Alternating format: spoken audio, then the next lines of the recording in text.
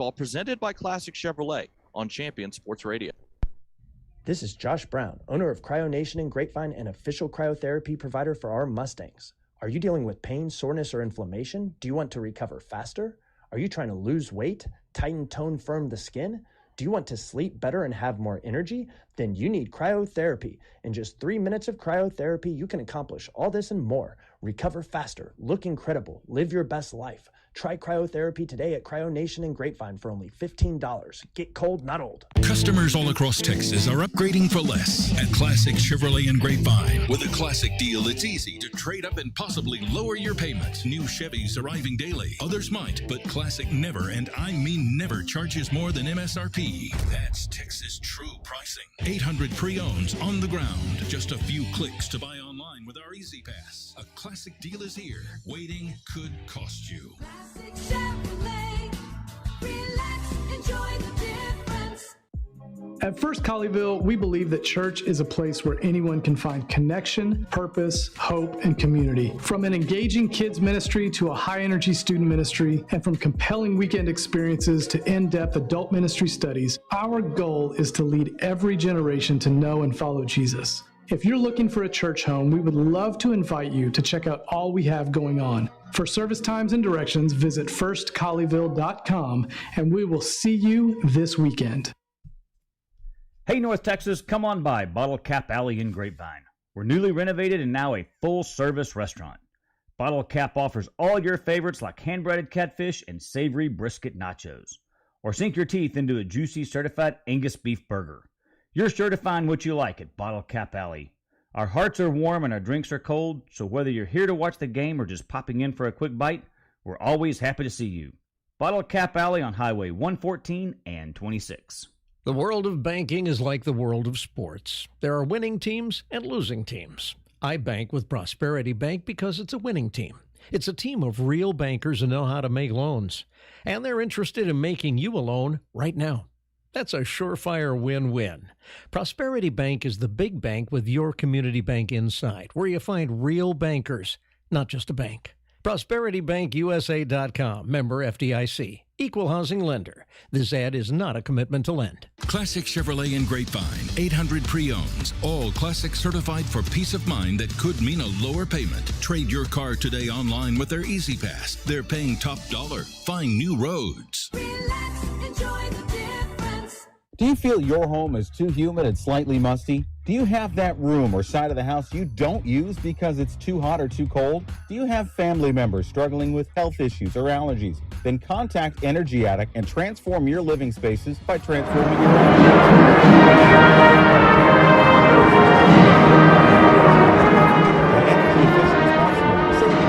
reducing your carbon footprint, and improving indoor air quality. Who doesn't want to save money, breathe cleaner air, and sleep better? Energy Attic helps improve your home climate control, reduces those cold and hot pockets, makes it more comfortable throughout, and saves you up to 40% on your energy bill. It's fast and easy to schedule your free Energy Attic audit. Simply visit energyattic.com and fill out the form. Virtual appointments are available as well. Now is the time to get your project started. So let Energy Attic show you how much you can love the comfort of your home. Energyattic.com. Attic solutions to transform your life.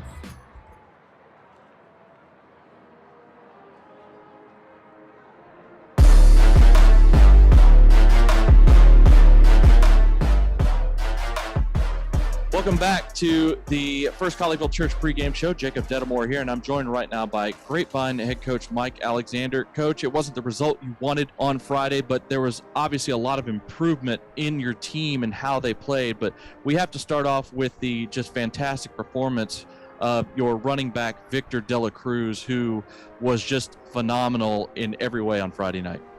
Man, so proud of Victor.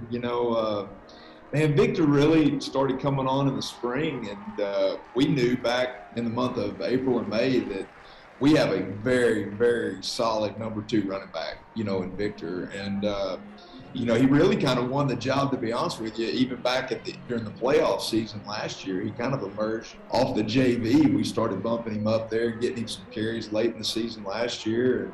Yeah, he did fantastic. Offensive line did a great job. We ran the ball effectively enough to win the football game. There are probably 4 other reasons we didn't win the football game, but our run game was not the issue. You know, you also saw, at least from our vantage point, I thought we saw some improvement from Walker Berryman this week. He wasn't asked to do a whole lot because of how effective the run game was, but I thought his game and just how he was targeting guys and how he was reading the field was much more effective this past week. What were your thoughts on him? We made a conscious effort to take some stuff off of his plate this week, and we had some just called runs where, the week before, every run play was an RPO, where he had to assess the defense, do some thinking post-snap, and that becomes really draining, in a high school quarterback that's making their first start. So we decided, let's take some stuff off his plate. We had some just design runs where there's no throw here, just hand the ball off. Right. And let your brain just kind of take a break. And I think in doing that allowed him to focus in well. And when we did have plays where we needed him to execute and throw the football, he did better, and he improved. And then, Cole Mercer came in and ran his package effectively. So I think offensively we showed what we're going to be, and I think that we can only get better. One of the things that was really a bit of a surprise, at least to us, was the performance of C.J. Holmes, who stepped in and really made some solid catches in the second half and gave you a little bit more balance on your offense. What were your thoughts on how he performed on Friday? Yeah, I mean, we thought for a while that we need to get the ball to C.J. more. We created a package where, we take our Y off the field just to get C.J. on the field. So C.J. he's making the most of his opportunities, and we have a philosophy in our field house that we earn everything every day, and we've had some great competitive practices this week. Our receivers, they have a lot of competition right there. Sammy Kelly, same boat. He came in the other night and gave us a spark, and he's had a great week of practice. So we just got a lot of receivers that are doing a good job right now. If we can get the ball to them more consistently, I think we're going to light that scoreboard up moving forward. As far as your defensive performance, again, 3 more turnovers this week, which is a big positive, and I thought they played a really pretty solid first half, but in the game itself, it seemed like the difference in the game to us on Friday was that the Byron Nelson folks really started to kind of win the battles at the line of scrimmage on both sides of the ball. Byron Nelson offensively was really able to get their run game going, which opened things up more for their passing game. What were your thoughts when you're reviewing the tape? Because it seemed to us like the battle in the trenches in the second half was kind of the difference in the ball game. No, I think you're on to something there. I think we had a couple missed assignments on the offensive line at critical moments in the second half that cost us. It wasn't necessarily that they were playing better up front. They were committing more people to the line of scrimmage in the second half, and that's when we had to start throwing it a little bit more because it's hard to run into a 7-man box at times. And so anyway, so we had that going on. But then defensively, goodness gracious, the Mustangs we got bullied a little bit in the third and fourth quarter. There's no doubt. And part of it's a byproduct of us being thin, and not having a whole lot of depth right there at that position. And then got to give Byron Nelson credit for their offensive line taking over the game in the fourth quarter, because that's exactly what happened. We've got a plan to win, and there's 5 things that have to transpire for us to do that. One of them is winning the line of scrimmage on both sides of the ball, and that did not happen. And then one of them is winning the fourth quarter, and that did not happen. We got outscored 6-0 in the fourth quarter. That was the difference in the ball game. We had the lead at half, and then after the third quarter, it was 28-24. Not a bad place to be. Going into, a quarter to play, down the score, a touchdown wins the game for you, and we get outscored 6-0. So credit to Byron Nelson for finishing, and hopefully the Mustangs learned a lesson there. Before we get into the specific matchup on Friday with Northwest, you've got your final non-district game this week before a bye, and then you'll kick off district play. But, the goal is to get our kids playing. It really is a matter of, okay, fellas, starting over. Here we go. Brand new season. You want to learn, obviously, from how who they are right now. That's the problem. And I don't think we're there yet. I think we got a focused football team that's ready to go out and compete this week. When you look at the matchup on Friday against the Northwest Texans, this is a squad from what I'm looking at so far that they seem to have a pretty balanced offense, even though they play a spread formation. They have a very solid running attack, a two-pronged running attack with their quarterback and running back. And defensively, they seem to be a kind of a bend but don't break team. They're giving up yards, not giving up a lot of points. What are you seeing on film from this Texans squad? Man, Coach Poe and his staff do a really good job.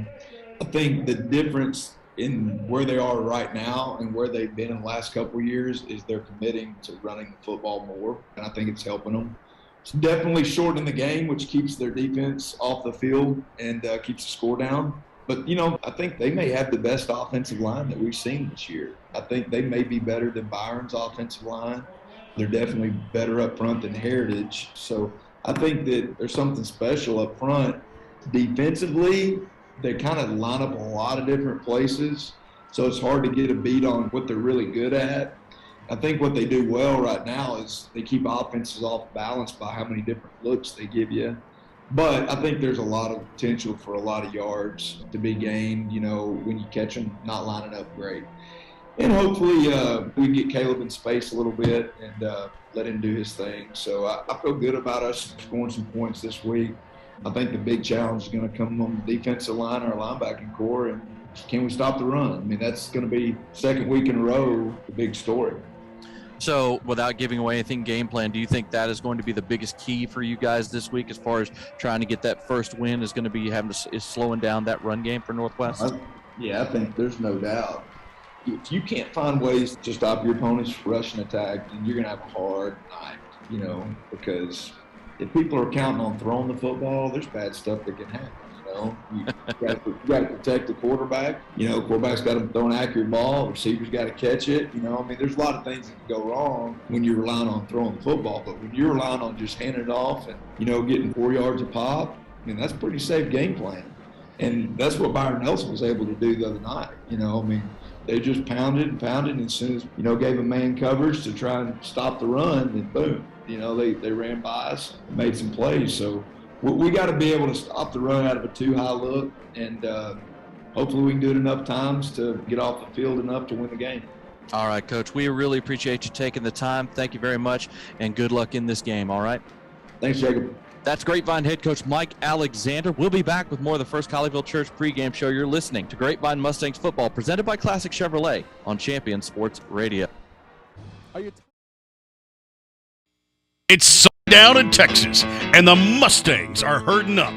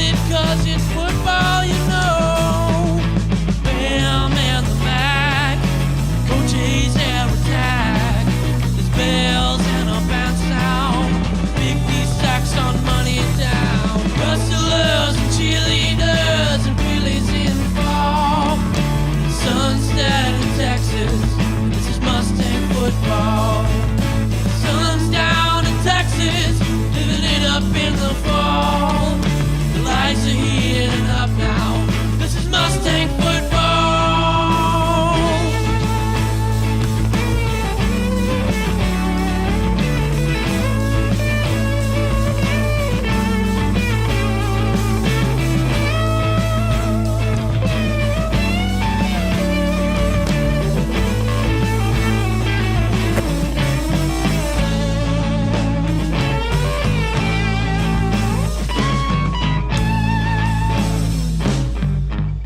tackle, senior number 50, Josh Logan. At the other defensive end, senior number 41, Aiden Cassidy. Your 3 linebackers. At the strong side linebacker, Tyler Mears, junior number 33. At your middle linebacker, number 11, the junior Latham Way. And sophomore Leighton Towery, number 19, at the weak side linebacker spot. Your secondary tonight at your 2 cornerback spots, number 21, Adrian White, the senior, and number 29, senior Savion Shockley. And your 3 safeties in the backfield at the freak position, senior number 20, Jackson Yarbrough, junior number 25, Hunter Lasher at the Rover, and number 27, Drew Nelson at the Bandit. And the kickoff is over the head of Northwest and into the end zone for a touchback. So that means the Northwest Texans will be starting their first possession at their own 25-yard line. We just went over those starters for you, and as Tim said, quarterback number 4, Jake Strong, the junior. He's a dual threat, a true dual threat. You will see a spread system with a 2-pronged running attack with Jake Strong, the junior, number 4, number 22, the junior running back, Kyle Cummings at the tailback, the leading wide receiver for this Northwest squad when they do throw the ball is going to be number 9, and I believe I had that right. Yep. Nope, it is number 14. Mr. Jesevic. So trips left, single receiver Free right, play. swing pass out to the left side, near sideline, knocked out of bounds is Cummings at around the 30-yard line. But we did have a flag on the play, may have had a jump into the neutral zone by Grapevine here. It looked like the right defensive end jumped offsides just a little bit early. That was the call, and very quickly Northwest lining up, staying in the same formation. Trips left, single receiver right. Cummings offset to the right side of the quarterback. Snap, handoff up the middle. Little bit of push, and the pile just kind of getting moved, and actually that's going to end up being a 5-yard gain. Wow, nice job by that front of Northwest to just kind of move the pile, and that's going to be enough for a first down to move the chains. Coach Alexander mentioned in his interview this was the best offensive line they're going to be facing for a while. You see that right there with the 5-yard push. So 1st and 10 for the Texans at their own 35. Tight 4-wide formation here. Snap back, and it's a jet sweep action. Swing out to the right, and he's in trouble in jail. Breaks a tackle and gets back to the line of scrimmage. What a play right there by number 6, Chad Phillips, the sophomore who was in as a wide receiver. He's listed as one of the starting cornerbacks. He came in that play as a wide receiver, took the pitch on a jet sweep, looked like he was going to get dropped for a loss, was able to basically dodge 2 tacklers in the backfield and get about a half a yard. A great individual effort. You have to give it to the Mustangs for play recognition. Just couldn't bring the tackle. So 2nd and 9 at the 36 now. 2 wide receivers to each side after the motion. Snap back, handoff up the middle. It is Cummings pushing the pile, keeping those legs churning. Gets hit at about the 38 and drives forward progress to about the 41. So that's a gain of 5 yards, setting up a 3rd and 4. This fast-paced offense, we're going to see with this offensive line if the D-line from Grapevine is going to stand up. Tempo has become such a standard thing with any team in Texas high school that runs a spread offense these days. It's just something that's just kind of trickled out all over the state now. Again, tight 4-wide formation here. Trips to the right, single receiver left. Shotgun snap back, handoff up the middle. Getting contacted, getting out to about the 43-44 yard line was number 19, Ife Durodier. He was not on the 2 deep as the tailback. It was Ricardo Dwyer who's that, but the Ife Durodoye is how I'm going to say that. The sophomore takes the handoff and gets out to about the 43 is where they said his knee went down. 4th and 2. The Mustangs get a stop after a first down, and they force a punt as the Texans are on to kick it away. Snap is back. Punt is almost blocked. It's an end over end, but it's getting a good roll and a huge Texans roll all the way inside the 10. That ball rolled a good 30 yards once it hit the ground. It was not a good punt, but the roll turned it into a great one. So the Mustangs will start at their own 7, 1st and 10.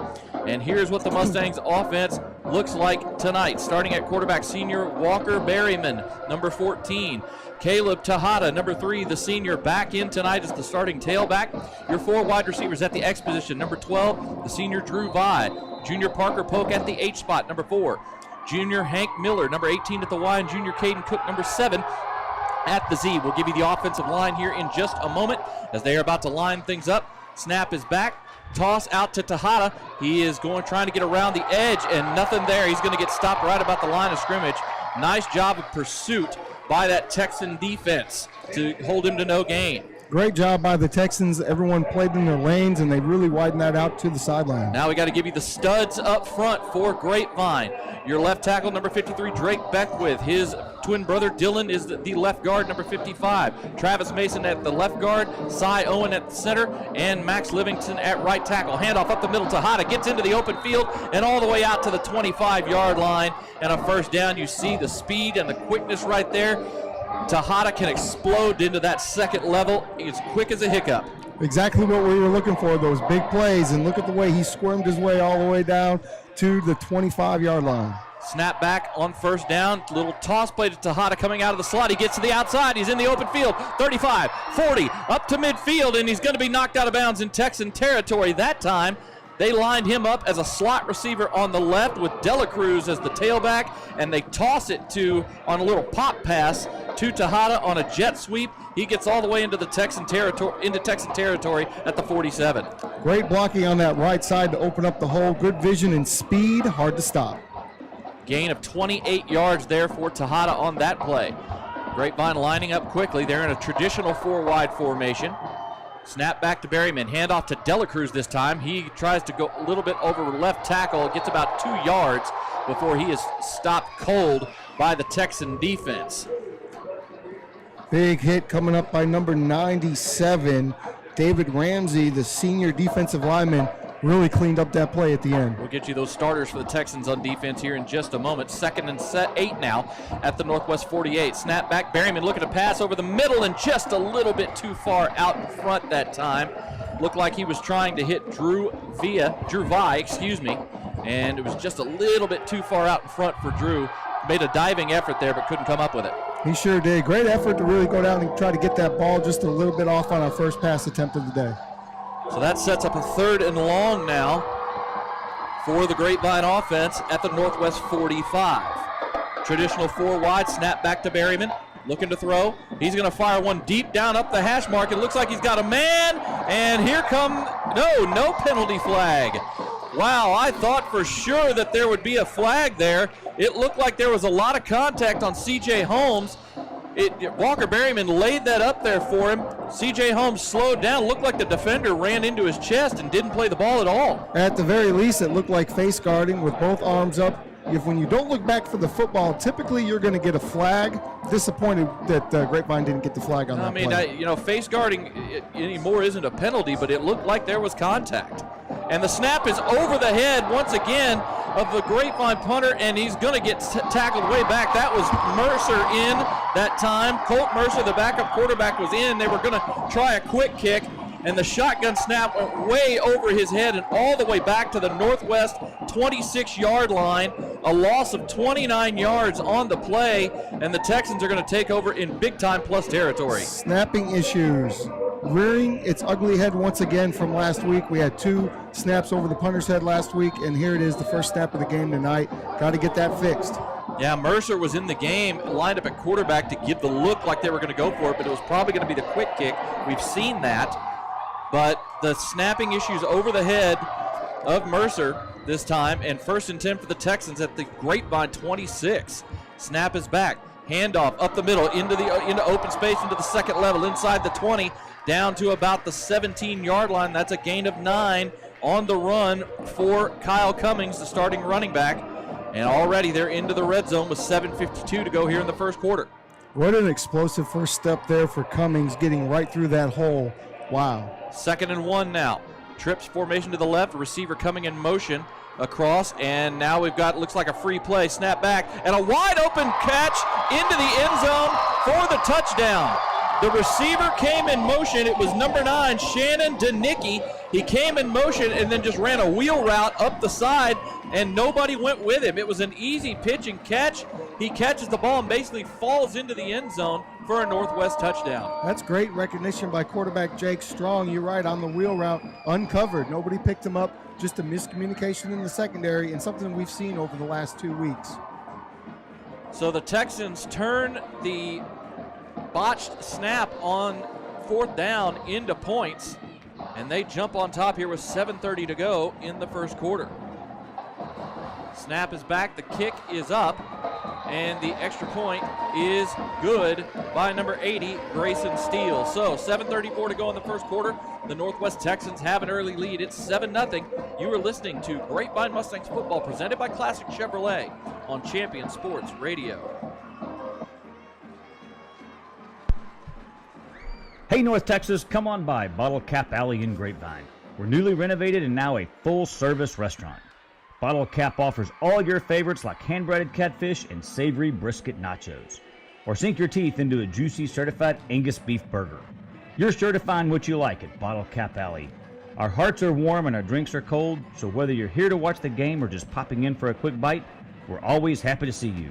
Bottle Cap Alley on Highway 114 and 26. Hey folks, it's Dorian Menace, General Sales Manager of Classic Chevrolet in Grapevine, Texas. We know you like things easy. That's why we created the Classic Chevrolet Easy Pass. Save time online and purchase with the Easy Pass. It's easy. Find your vehicle, value your trade, set your terms, and even get approved for financing. Relax. Enjoy the difference with the Easy Pass. Classic Chevrolet.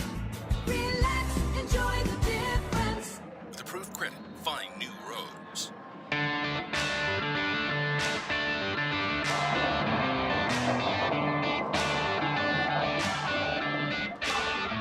Kickoff is away. It's a short pooch kick caught at the 19 up to the 25, and now we're getting whistles. I think that play was stopped before it began, so looks like we're going to do this again on the kickoff. I don't see a flag down. I don't either. Maybe the refs weren't ready. Yeah, it's very possible. They may not have had, the officials may not have all been in position. And so it was going to be, it looked like a solid return. It was a pooch kick caught by Sammy Kelly. But I think perhaps he had raised his hand for a fair catch. Oh, maybe. I didn't see a fair catch signal. But neither did I. Apparently one of the officials thought that there was a fair catch signal or something. But if it was a fair catch, it'd be back at the 19 where he caught it. They're marking it at the 25, so I am not sure what happened on that play. Very confused. Yeah, there's been no communication from the officials, but something happened, and Grapevine's just getting the ball at their own 25 to start this drive. Down 7-0. Grapevine had something going last drive, and then it stalled at midfield, and then the bad snap on the punt. So, trips right. Receiver coming in motion, setting up as an H-back. Snap back handoff to Tejada up the middle. Picking his way through. Going to get about 3 yards before he's brought down by a couple of Northwest defenders right there. That was Hank Miller, the wide receiver, who came in motion as a H-back on the play. 2nd and 7 at the 28-yard line. Again, trips right, single receiver left. Tejada, offset to the left side. Snap back. Berryman looking to throw. He's going to fire one over the middle. It is in and out of the hands of C.J. Holmes. He was running a deep slant route out of the slot, and ball hit him right where it needed to, but it went through his hands and fell incomplete. Such a nice play. You saw a real clean pocket there for the quarterback, and unfortunately Berryman throws a strike that we just got to come up with that catch. So that's going to set up a 3rd and long again, 3rd and 7 this time. Again, trips right, single receiver left. Snap back, play action to Tejada. Berryman looking to throw, not finding anybody, and he's going to get dropped for the sack. Number 44 for Northwest, the junior Jacob Moody, the defensive end, worked his way in and got the sack. Berryman was looking downfield and at the last second started to step up and got dropped for a 2-yard loss. Yeah, really good coverage on the back end there for the Texans. I thought maybe he had something with Hank Miller, who had leaked out as some sort of an outlet, but he did have his eyes downfield. The clock in his head ran out.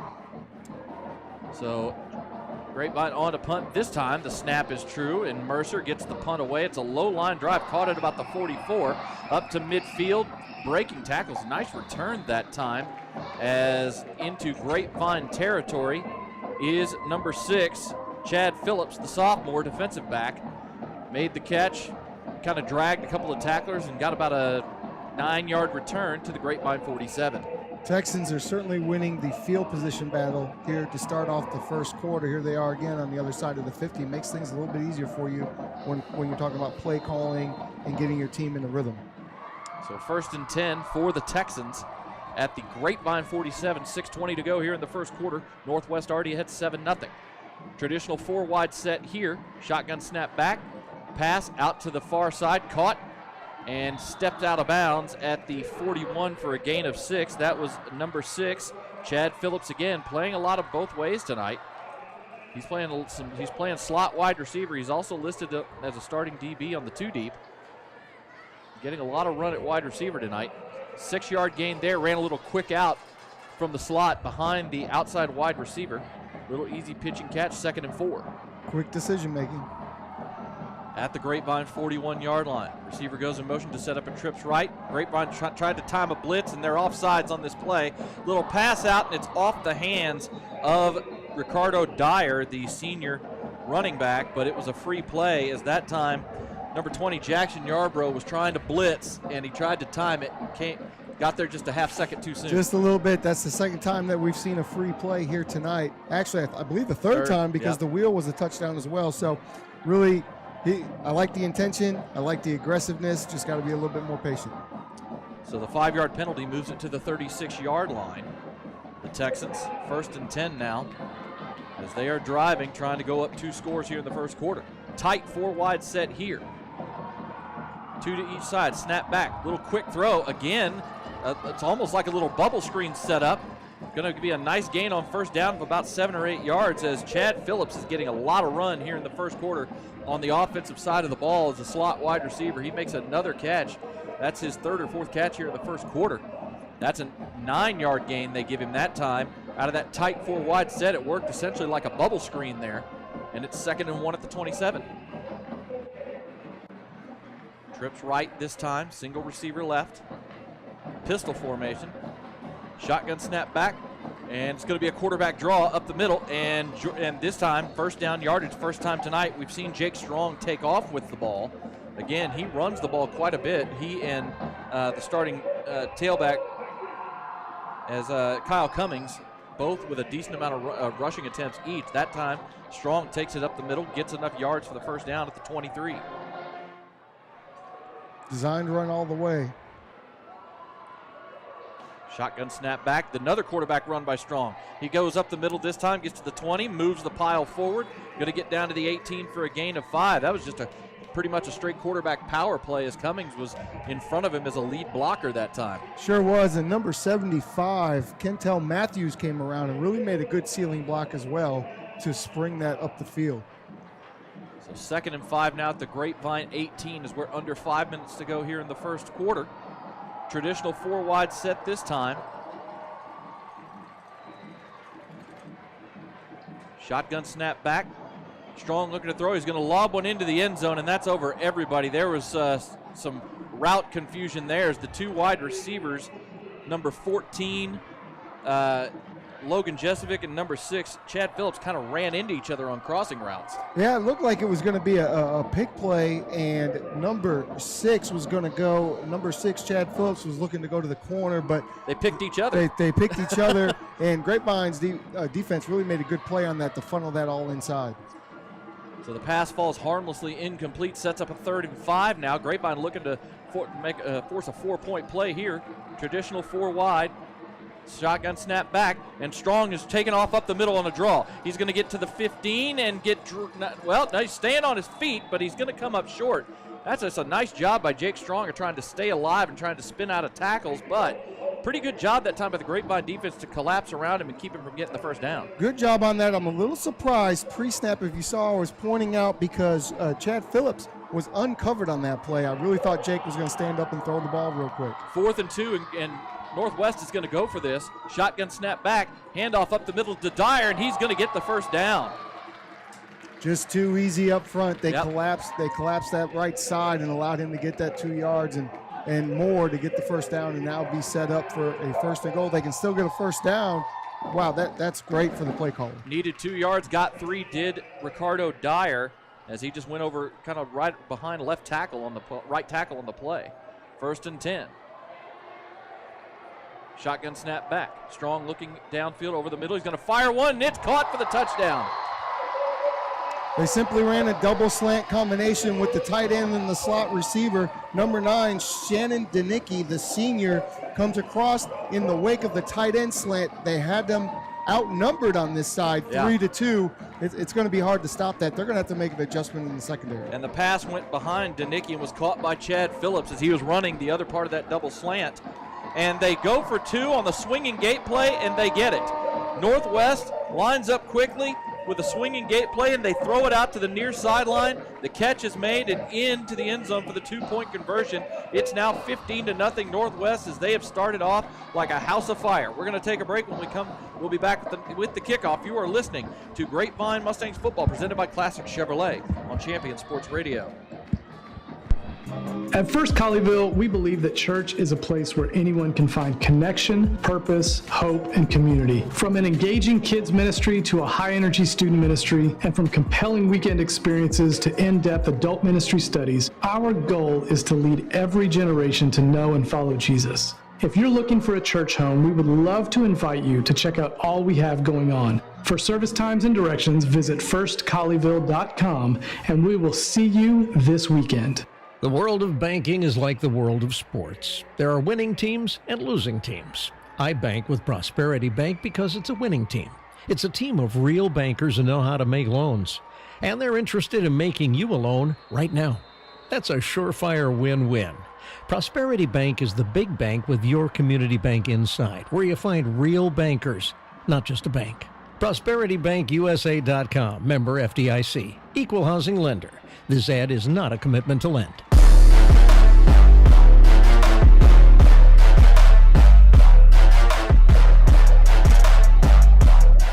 Back here at Northwest ISD Stadium, the kickoff happened very quickly. It was another pooch kick that time by Northwest, caught by number 17, Sammy Kelly, who swung up the middle, had about a 7-yard return out to the 30. So the Mustangs will start this possession at their own 30-yard line. Already down 15-0 as Northwest has taken advantage of a couple of short fields to punch it into the end zone. Grapevine with some work to do here on offense. 2 receivers to the right, single receiver left. Snap back, handoff to Tejada, trying to go around the left side, and that time just stood up at the line of scrimmage. Number 97, senior David Ramsey, defensive lineman, one of the primary guys standing Caleb Tejada up for a gain of 1. Grapevine lining up quickly. They're going trips right this time, an overload to the right side. Snap back, bubble screen out to Parker Polk. He makes the catch at the 30, dodges a tackler, gets about to the 33, and then is just stood up. That was an excellent job by the Northwest defense that time of not only fighting off blocks, but keeping Parker Polk contained with nowhere to go. Yeah, they really did a good job. I thought that Drew Vi really made a good block to start that off, and we had something going, but you're right, the defense reacted very quickly. Gain of 2 on the play, sets up a 3rd and 7. Shotgun snap back to Berryman. He's looking, he's going to fire it out. It's caught by Polk, but he is hit right now as that pass was caught, and he was immediately dropped at the 38-yard line. Stopped a couple of yards short of the first down, and I believe that was Jacob Sturman. Trying to see the number. I can't tell if that's an 8 or 9 on these Northwest uniforms. That was a number 8, Jacob Sturman. He got stopped immediately, 2 yards short of the first down, and Grapevine's going to line up as if they're going for this, and a timeout is called as Northwest was thinking that the punt was coming, and they had all different kinds of personnel on the field. Well, this is the game that you play, right? Now Colt Mercer, who's been out there for 2 punts, quick kicks, is now lined up at quarterback. You really don't know. Is he going to punt it? Is he going to go for it? I think they have something up their sleeve, though, on this play with 1.5 yards to go. I'm not mad if they go for it here. It's a risk. I mean, you're down 15-0. It's a risk, and that's the only thing I'll say. It's 4th and 2. Your offense has been moving the ball. It had a good first drive. Second drive didn't really go anywhere. Had you had a couple of nice plays here on this drive, but you're in your own end of the field, already down 2 scores. If they do decide to go for this, that's a risky move early in this ball game. Very, very risky. 2:18 to go here in the first quarter. With big risk can come high reward. Mm-hmm. It's going to be an interesting call here. I'm glad it's not my call to make. Offense is coming back out on the field. Walker Berryman is at the quarterback position after the timeout. 2 receivers right, single receiver to the left. 4th and 2 at the Grapevine 38-yard line. And actually that is Mercer, I think, at the quarterback. He takes a low snap and he does quick kick it. End over end. Gets a little bit of a roll. It's still going down inside the 30 now, so it's going to end up being a decent quick kick. as nobody was back that time for Northwest, and it's down at the 29-yard line. I wonder if Mercer didn't line up with an option, right? You line Possibly. up, you look at the defense. Yep.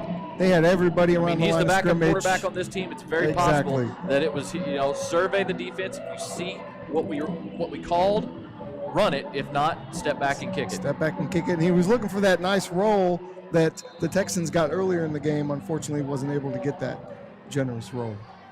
Ends up being a solid punt of about 33 yards, though, because it rolled down to the 29, so that's where the Texans will start this next possession. 2:10 to go here in the first quarter. Tight four-wide formation to start things off. Receiver coming in motion, snap back, play action, and a little pass out, and it is caught out the 40, 45, midfield. Breaking tackles inside Grapevine territory down to about the 41, 42-yard line. Number 9, Shannon Danicki with a very nice catch and run into Grapevine territory. They're going to give him credit all the way to the 40. It's a 31-yard gain. Simply can't throw it any better than that. I thought Jackson Yarborough might have had a play, but that was just a dime. Now they're going to go empty set here on 1st and 10. Snap is back. Jake Strong looking to throw. He's going to fire it out to the near sideline. It's caught around the 30-yard line. We'll see where they mark him down officially. It looks like they're going to mark him back at the 33. I guess the contact, he stepped back trying to avoid contact. The receiver on the play was number 11, Keenan Reel, the junior. And no, now they're going to move it up to where he caught the ball. That's what I thought initially. They're going to mark him just outside the 31, so officially it would be a gain of 8. And now an official timeout as, that looked like the down marker on the far sideline got knocked over. So they're resetting that. And now they're getting things started again. So second, and we'll go ahead and give them credit for 9. 2nd and 1 at the 31-yard line.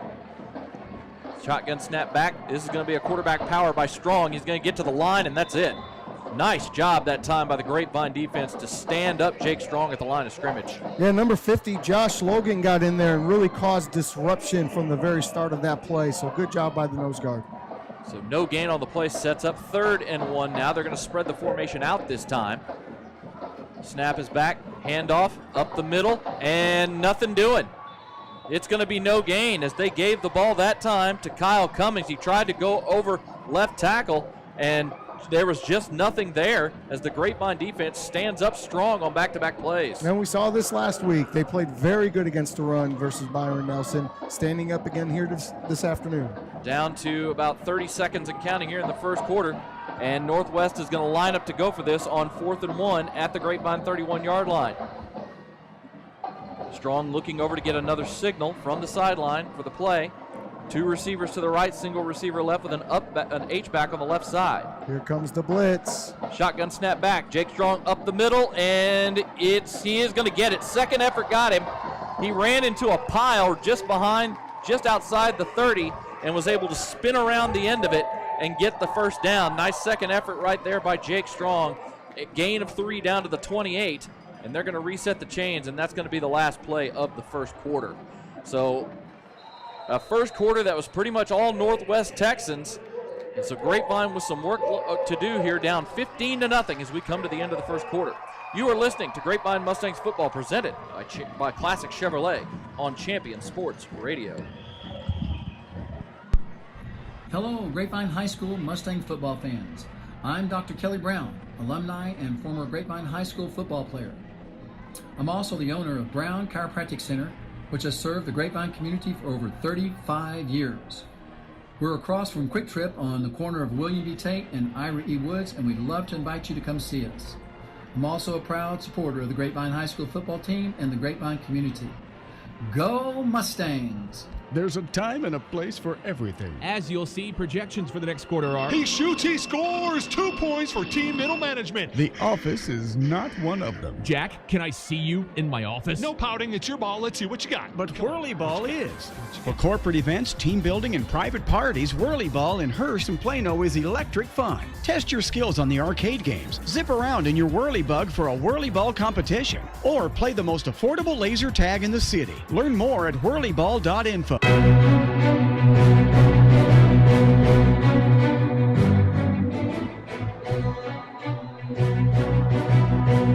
Back for the second quarter here at Northwest ISD Stadium. Texans at the Grapevine 28-yard line, 1st and 10. Snap back, Strong looking to throw, not finding anybody. Now he throws at the last second. It's caught inside the 20, the 15, the 10, and into the end zone for the touchdown. An absolute improvisation of a play and a nice catch and run by Keenan Reel to score for the Northwest Texans. That play was busted up, it looked like. Strong looked downfield, didn't see anybody, started to scramble, and when he did, that made the defensive back for Grapevine step up, and he just kind of sidearmed it out to Keenan Reel, who spun to the outside and took off. RPO play, his first read wasn't there. He didn't know quite what to do, so he looked like he was going to run. Made an incredible sidearm throw. We just talked about Jake Strong in the break. He's on fire tonight. Wow. Snap is back. The extra point is up and good for number 80, Grayson Steele. And after the improvisation play, everything working right now for the Northwest Texans. 8 seconds into the second quarter, they are up 22-0. You're listening to Grapevine Mustangs football presented by Classic Chevrolet on Champion Sports Radio.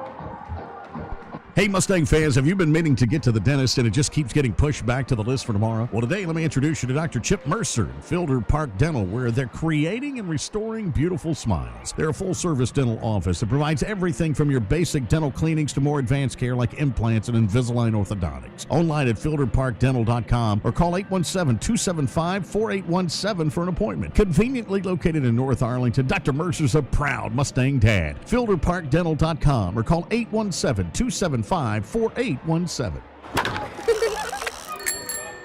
At Academy Sports and Outdoors, we love the sounds of the great outdoors. And that's why we make it easier than ever for you to gear up and have fun out there. Order at academy.com and get free shipping or free curbside or in-store pickup at your Academy store. Plus, get free assembly on most bikes and grills for all the ways you love to play. Make shopping easy with Academy Sports and Outdoors. Free assembly applies to in-store purchases only. Free shipping applies to most orders over $25. Opening kickoff is a pooch kick. Sammy Kelly picks it up the middle, and he is going to take it all the way to the house.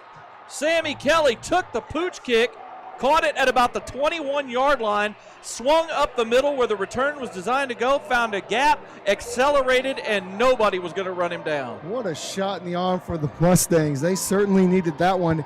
He almost broke one a week ago with the same type of look, so great blocking up front. Got to give it up to the special teams coach and the special teams players. In general, they did a fantastic job and right back in this ball game. Man, you're exactly right. That is an injection that the Grapevine Mustangs badly needed. 79-yard touchdown on the kickoff return for Sammy Kelly.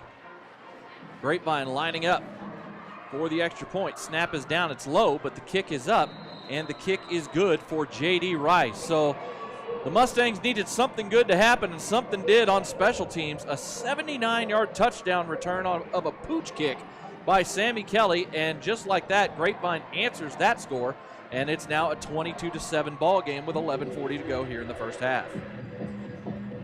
Energy Attic helps improve your home climate control, reducing those cold and hot pockets, making it more comfortable throughout, and saving you up to 40% on your energy bill. Schedule your free Energy Attic audit online at energyattic.com. Energy Attic, attic solutions to transform your life. So the Mustangs will be kicking off here after that quick score. And, you know, regardless, when you're down by multiple scores, as the Mustangs found themselves, a quick score is exactly what you need, especially early in the game, because, you know, your defense isn't tired yet, so at least you hope not. But that is something that can, you know, really get a fire lit under a sideline.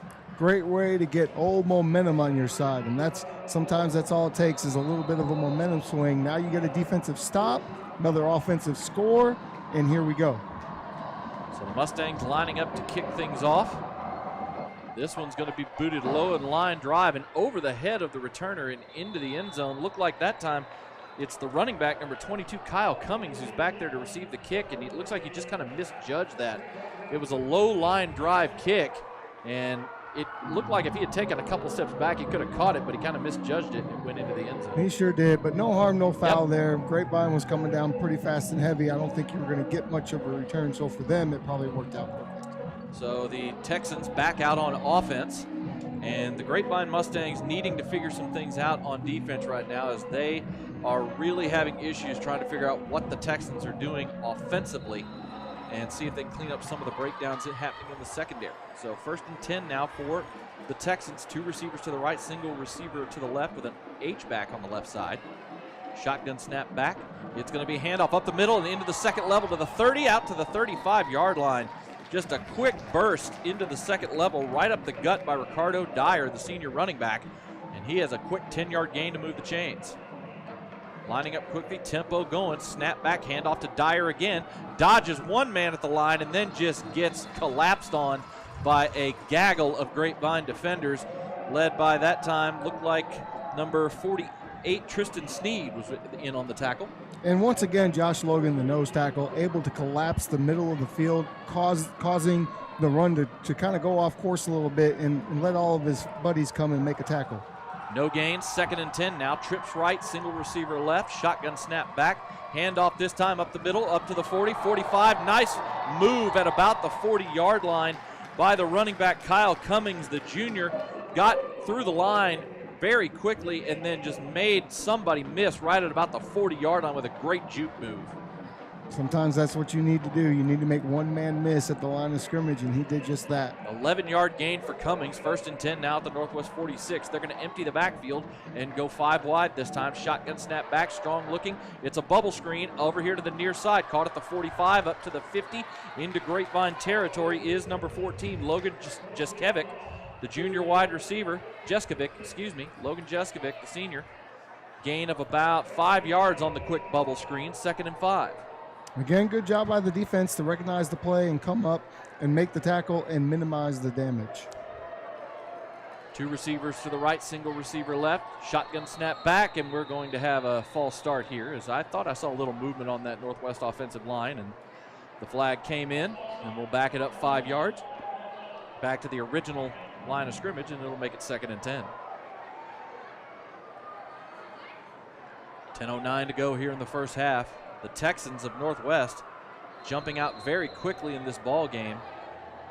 Up very quickly with a 22-0 lead. The Grapevine Mustangs just had a 79-yard kickoff return for a touchdown by Sammy Kelly to get one of those scores back. It's 22-7 now as we're under 10 minutes to go in the first half. Trips right, single receiver left.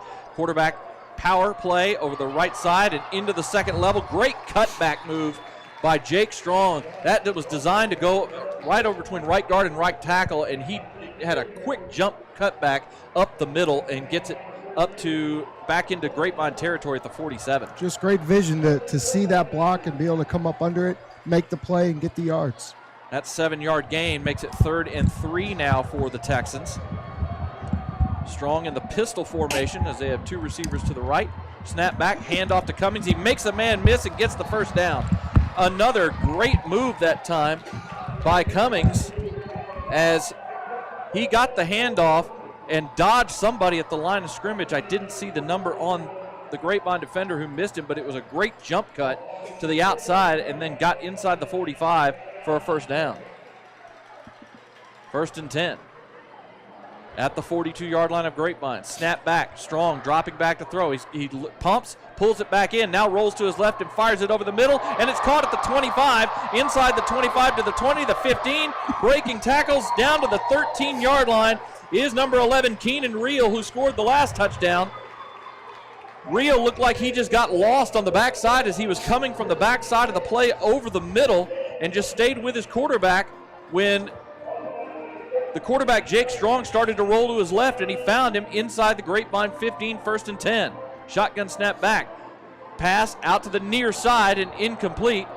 Northwest looking for a flag right there, and no flag comes out. As on defense that time, right on the back of the wide receiver was Savion Shockley. I'm a little confused as what the quarterback saw, Jake, to throw that ball out there. I'm also going to say that there was a lineman all the way downfield in the end zone, so I wonder if there's some miscommunication on the offense there. It's very possible. 2nd and 10 now after the pass falls incomplete. Trips right, single receiver left this time for the Texans. Snap back to Strong, and it's a quarterback sweep out to the left. He's going to get inside the 10 and get knocked out of bounds. We'll see where they mark it. But that was just a straight quarterback sweep to the short side of the field away from the Trips formation. and they're going to give him credit. It's a generous spot, but they're going to give him credit all the way down to the 5-yard line. I thought he stepped out about the 7. It looked about the 6 or 7 for sure. Very generous spot. A host of blockers taking him downfield. So they actually just outside the 5, so it's 3rd and 2 now. Very tight formation here. 3 receivers one side, single receiver to the left. Snap is back, Strong dropping to throw. Pressure coming. He's going to fire over the middle. It's caught. Nice hit. Nice spin to get off the hit, but it's going to end up costing the Texans a couple of yards as number 11, Keenan Reel, who is a big-bodied wide receiver, just bounced off the tackle attempt that time and stayed up. And because he did that, though, the effort was there, but him doing that knocked him back 2 or 3 yards, and he gets dropped at the 8-yard line for a loss of 3. I mean, you got to love the toughness, right? He's out here catching all the balls, but you got to love the pursuit of the Grapevine defense to come up and gang tackle there. That's going to force a field goal attempt, a 24-yarder. The kick is up, but it is no good. The kick by number 80, Grayson Steele, the sophomore kicker. He was on the near side hash and just didn't push it far enough. It stayed wide left, and the Grapevine defense holds. Exactly what Grapevine needed, what we talked about. You get the early score. Now you have essentially a defensive stop. Now it's imperative that your offense goes down and gets a score here, hopefully in short order. Well, that's just a great job by the secondary that time to get that stop on 3rd down on the quick throw and knock the receiver back a couple of yards and drop him for a loss, and then you get the payoff with the short field goal getting missed. So the Mustangs, the ball moves out to the 20, and the Mustangs get a stop with 7:49 to go in the half. Shotgun snap back, handoff up the middle to the 25-yard line. Did not see if that was a 3 or a 5. I'm checking right now. That was Tejada on the carry. Gain of 5. Actually, they're going to give him credit out to the 26, so a gain of 6, 2nd and 4. Shotgun snap back. Again, the ball handed to Tejada. He's got the corner around the left side, dragging one defender. He's going to get the first down. That's good, strong running by Tejada as he got hit about the 28, just dragged the Texan defender out just past the 30 for a first down. He did, and you can see the strength. He's little, but he's strong. 1st and 10 for Grapevine at their own 30-yard line. 7:15 to go here in the first half. The Mustangs are going to come out. They're going to go with the 2 receivers to the left, single receiver to the right. Mercer in at quarterback, and Mercer's going to take the ball himself up the middle, pushing the pile forward. Going to get a solid gain out to the 34-yard line that time as they brought in Mercer to change things up a little bit and run his package. Gets him a gain of 4, 2nd and 6. Fooled me because they had an extra lineman go over to the left side. Then they had Tejada come in motion. I really thought there was going to be a jet sweep. They fooled me. Little misdirection play that time. 2nd and 6. Shotgun snap back to Berryman. Handoff to Tejada, and he just gets pounced on right at the line of scrimmage. He was able to fall forward, maybe got a half a yard, but that time the lead tackler in there was the senior linebacker, number 8, Jackson Sturman, who got into the backfield, hit Tejada. They're going to give him credit for a gain of a yard. Sets up 3rd and 5. Need to get this first down here. Shotgun snap back. Berryman looking to throw. He's looking out to the far side. The pass is caught by Walker Polk. He's going to get a first down, and you're going to get a face mask too. Nice. I said Walker Polk. Parker Polk. My apologies. Walker Berryman throwing to Parker Polk. And Polk went up and made a fantastic grab to pull that ball in right at about the 40. And as he was trying to spin away from the defender for Northwest grabbed the face mask and ended up pulling his helmet off. He sure did. So add 15 yards on the end of it. He got tackled at about the 42-yard line. So they're going to move this, check that, the 44 is where he went down. And they moved the 15-yard penalty all the way into Texan territory at the 41-yard line. 1st and 10 for Grapevine. Trips right, single receiver left. Snap back to Berryman. Looking down, he's going to pass it deep up the near sideline. Goes up, Polk makes the grab at the 10. Dodges a tackler and into the end zone for a touchdown. What an effort by Parker Polk right there. The pass by Berryman, he threw it up to give his receiver a chance to just go get it. Just slowed up, made an adjustment, made the catch, dodged the defender himself, and walked in. Polk was 2 yards behind his defender. Berryman does a great job of just throwing it up and giving his guy a chance. What a great adjustment, and then a fantastic move after the catch. And this is what we wanted, right? Now they got the quick score, one more defensive stop. J.D. Rice on for the extra point. Snap is down, the kick is up, and the kick is good. So 5:46 to go here in the first half, and the Mustangs are back in the ball game, folks. It's 22-14 now. Northwest with the lead. You're listening to Grapevine Mustangs football, presented by Classic Chevrolet on Champion Sports Radio. This is Josh Brown, owner of Cryo Nation and Grapevine and official cryotherapy provider for our Mustangs. Are you dealing with pain, soreness, or inflammation? Do you want to recover faster? Are you trying to lose weight, tighten, tone, firm the skin? Do you want to sleep better and have more energy? Then you need cryotherapy. In just 3 minutes of cryotherapy, you can accomplish all this and more. Recover faster, look incredible, live your best life. Try cryotherapy today at Cryo Nation and Grapevine for only $15. Get cold, not old. Customers all across Texas are upgrading for less at Classic Chevrolet and Grapevine. With a classic deal, it's easy to trade up and possibly lower your payments. New Chevys arriving daily. Others might, but Classic never, and I mean never, charges more than MSRP. That's Texas true pricing. 800 pre-owns on the ground. Just a few clicks to buy online with our Easy Pass. A classic deal is here. Waiting could cost you. Classic Chevrolet. Relax, enjoy the difference. The kickoff is away. It's a high, short kick, caught at about the 10-yard line, up to the 15, 20, and then shoved backwards. After getting to about the 22-yard line is the Northwest returner. Looked like it was number 2, Ricardo Dyer, who returned that kickoff that time. And the Texans will start this next possession at their own 22, with their lead having been cut down to 8 points with 5:39 to go here in the first half.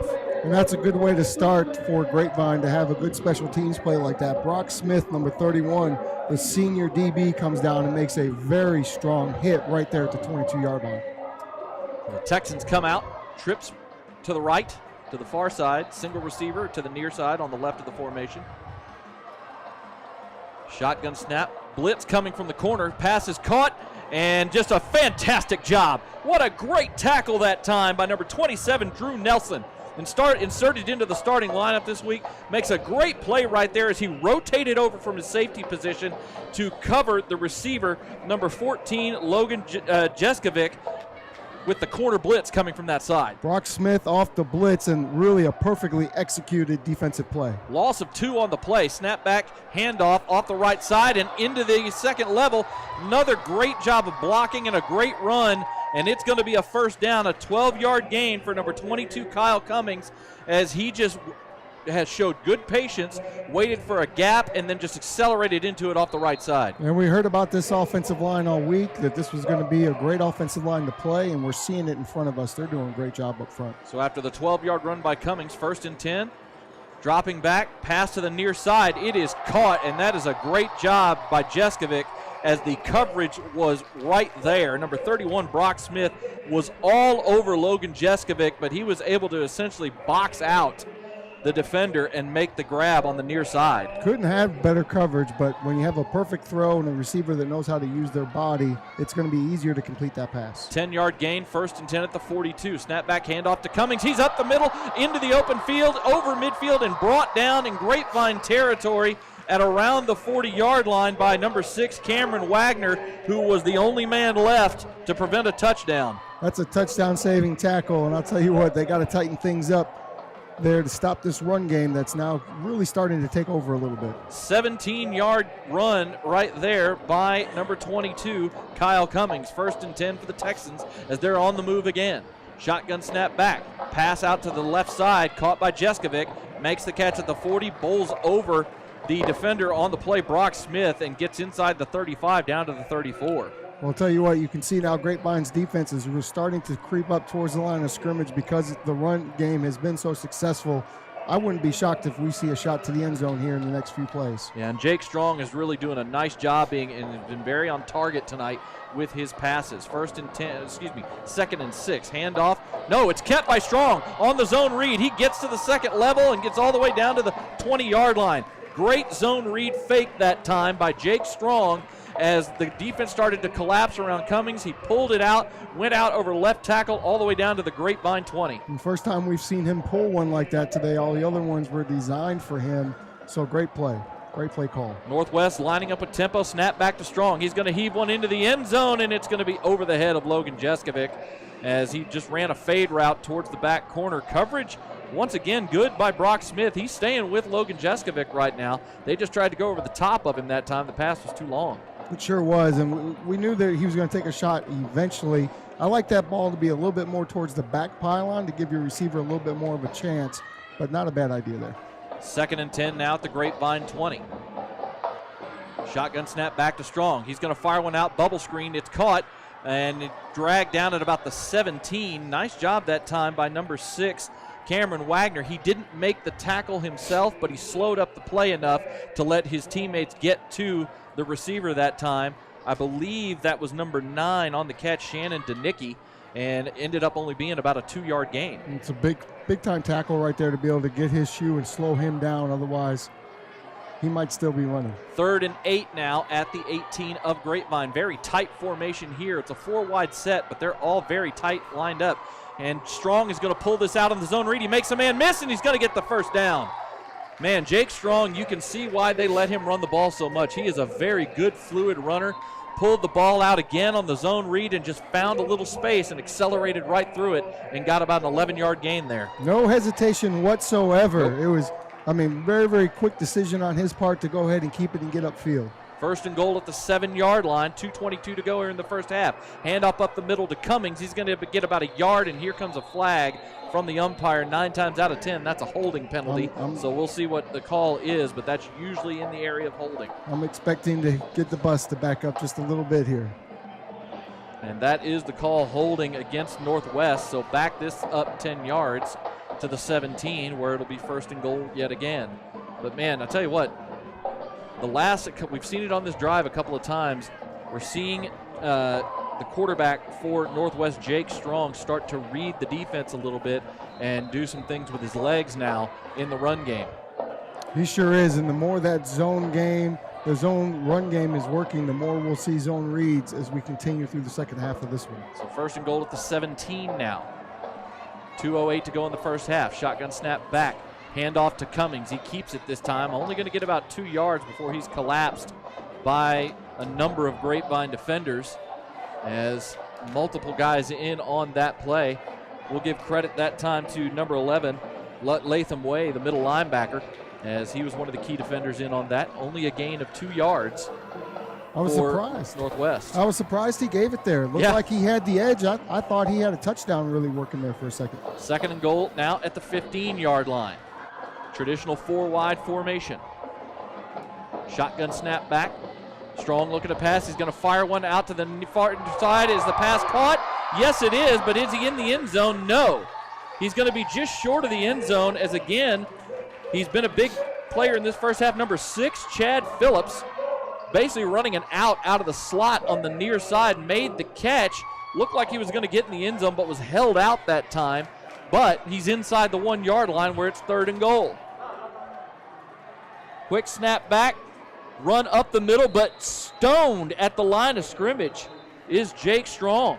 Nice defense, and you're going to have to stand up very, very strong here with your backs against the wall. That's a good way to start off. They're unpiling everybody, and it looked like number 82, Christian Watson, was one of the main guys in to stone the quarterback, Jake Strong, at the line of scrimmage, and it's now 4th and goal for the Texans at the Grapevine 1-yard line. I'm looking for Jake Strong to run this one in. I don't know about you. Yep, Texans definitely going for this shotgun formation.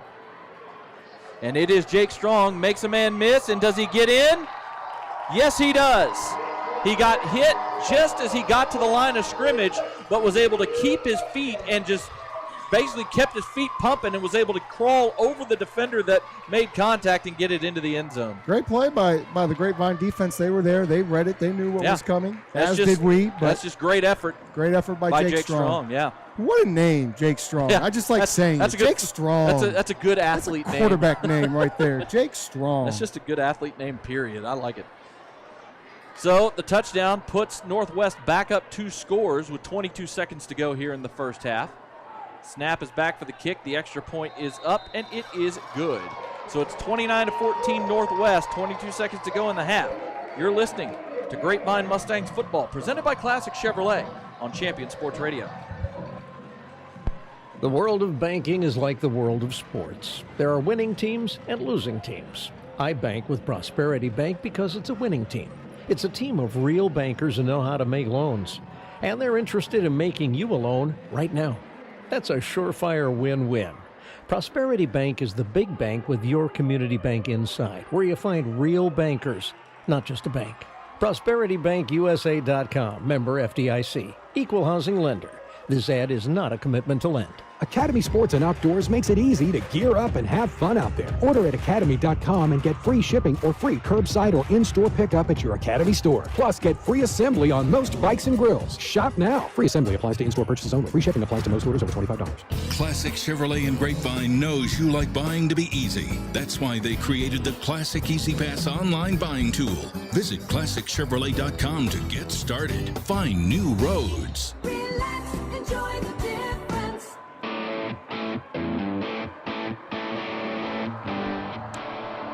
Northwest lines up to kick things away. Trayton Greer, the kickoff specialist here. He pooches this one high, caught at about the 14-yard line, up to the 20, to the 25, 26, and pushing forward is Parker Polk.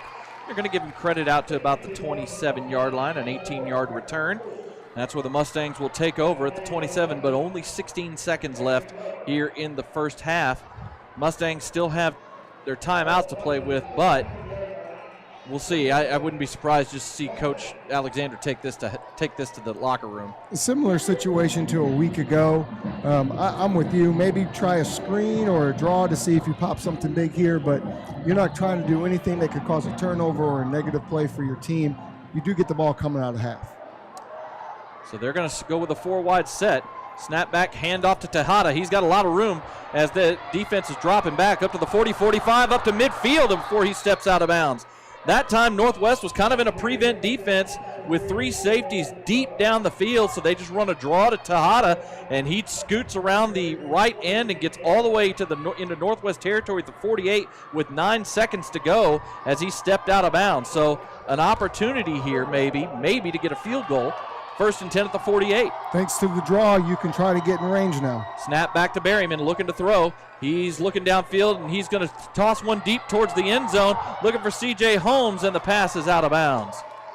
1 second left on the clock. He was looking for something on the far side and then scanned over the middle, just didn't see anything open, so he stepped up in the pocket and fired it down the near sideline, just a little too far outside, and the pass went out of bounds. Just a little bit, and it looked like everybody was running deep routes into the deep coverage. I was looking for somebody to be running a dig across the middle for that field goal range. He just didn't have anybody. So 1 second left here on the play clock, and Grapevine lining things up, trips left, single receiver right. Shotgun snap back to Berryman. Looks like they're going to try a Hail Mary. Berryman lofts one towards the end zone. Pass is going to get intercepted at about the 6-yard line and then brought down at the 9. The pick is made by number 29, Parker Matthews, the senior DB, but it was just an end of the first half Hail Mary play, so not much there. Not much you can do about that. I mean, great job on the draw. I'm in favor of them running a second draw there just to see, as our TV producer behind us was calling for, but It is what it is. Well, so that will do it here in the first half as the Grapevine Mustangs trail the Northwest Texans 29-14. Coming up, we will have the Prosperity Bank halftime show for you. We'll talk about what we saw here in the first half. We'll let you listen to some of the Grapevine Mustangs marching band. We'll also give you scores from around the area. All that coming up next on the Prosperity Bank halftime show. You are listening to Grapevine Mustangs football presented by Classic Chevrolet on Champion Sports Radio. It's sundown in Texas, and the Mustangs are herding up.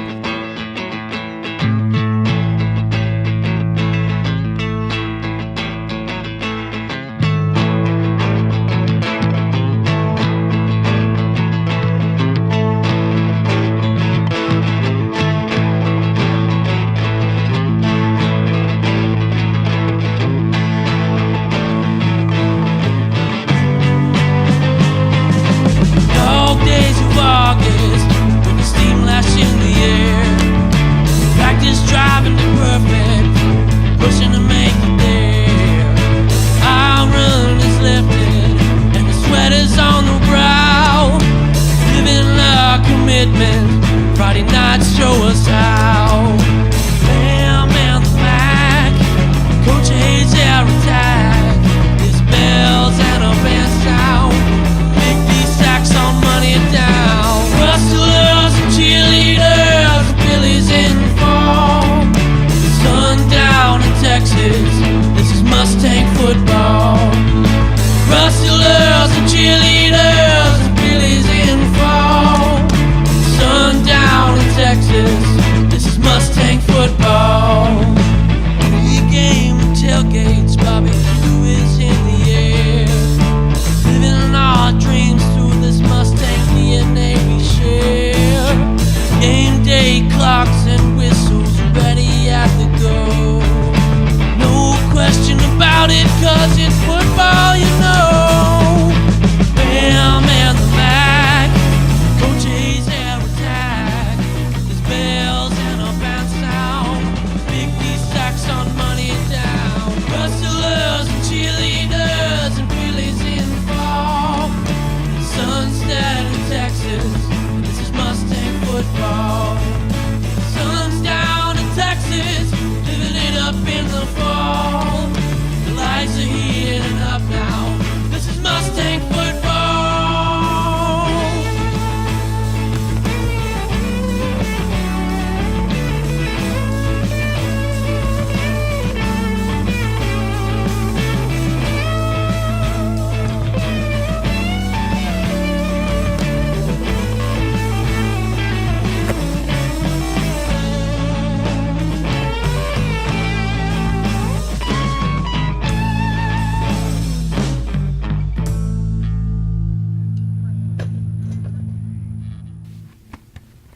This is Mustang football. Bank with your community bank inside, where you find real bankers, not just a bank. ProsperityBankUSA.com, member FDIC, equal housing lender. This ad is not a commitment to lend. Classic Chevrolet and Grapevine. With a classic deal, it's easy to trade up and possibly lower your payment. Trade online with their Easy Pass. Classic never charges more than MSRP. That's Texas true pricing. Find new roads. Relax, enjoy the difference. Do you feel your home is too humid and slightly musty? Do you have that room or side of the house you don't use because it's too hot or too cold? Do you have family members struggling with health issues or allergies? Then contact Energy Attic and transform your living spaces by transforming your attic. Energy Attic uses a 3-part energy reduction system to make your home or office as comfortable and energy efficient as possible, saving you money, reducing your carbon footprint, and improving indoor air quality. Who doesn't want to save money, breathe cleaner air, and sleep better? Energy Attic helps improve your home climate control, reduces those cold and hot pockets, makes it more comfortable throughout, and saves you up to 40% on your energy bill. It's fast and easy to schedule your free Energy Attic audit. Simply visit energyattic.com and fill out the form. Virtual appointments are available as well. Now is the time to get your project started. So let Energy Attic show you how much you can love the comfort of your home. Energyattic.com. Attic solutions to transform your life. Welcome back to Northwest ISD Stadium, where the Northwest Texans lead the Grapevine Mustangs 29-14 as we are at the half. The Grapevine Phillies drill team right now doing their halftime routine on the field. Jacob Dedamore here along with Tim Smith. Real quickly, we're going to do a recap for you before we throw it down, let you listen to some of the Grapevine band. Tim, Mustangs trailing by 2 touchdowns at the half. When you look at this game, what's your opinion as to what has been the main issue for Grapevine here in this first half? Well, I think that the Texans are simply winning the line of scrimmage on both sides of the ball. I think Jake Strong is playing outstanding. He had the turnover issues in game 1. That was talked about in the pregame interview, and then he really was able to diminish those mistakes last week, and tonight he's playing incredible. I think that's a huge part of it. And then conversely, the Grapevine Mustangs aren't getting the ball on offense very often with these long drives by the Texans. So without getting the ball and getting into any sort of a real flow, it's been tough for them. The big kick return helps out. Then they get the touchdown before half. You're only down 2 scores. You're getting the ball now. It's time to really turn up. And real quick before we throw it down to the field to let you listen to some of the Mustang band, the one thing I saw they had, especially the first couple of drives, some communication issues in the secondary that really left guys running wide open on some routes, and that really allowed Northwest to get some big shots in the passing game, big easy shots. They made a couple of switches. They brought in Brock Smith at one of the cornerback spots to take over on one side, and his play has definitely kind of helped pick things up as he's had some really good coverage. But if they clean up some of those communication issues in the secondary, it seems like that would be a way that can kind of slow down this Northwest offense. Well, they've been in the pickle, right, because they're giving up the run game, so then they come down to try to stop the run game. Then they give up the pass game, and now the quarterback run game has become a factor. So now you have three things defensively that you have to think about at the snap of every single play. It's really putting a lot of pressure on that defense. At this time, we're going to go ahead and take you down to the field where the Grapevine Mustang Marching Band is about to start their halftime routine. Let you listen to a little bit of them. Then we'll take another break, and when we come back, we'll catch you up on scores from around the area here in this week of high school football in the DFW area. You are listening to the Prosperity Bank Halftime Show, and this is Grapevine Mustangs football presented by Classic Chevrolet on Champion Sports Radio.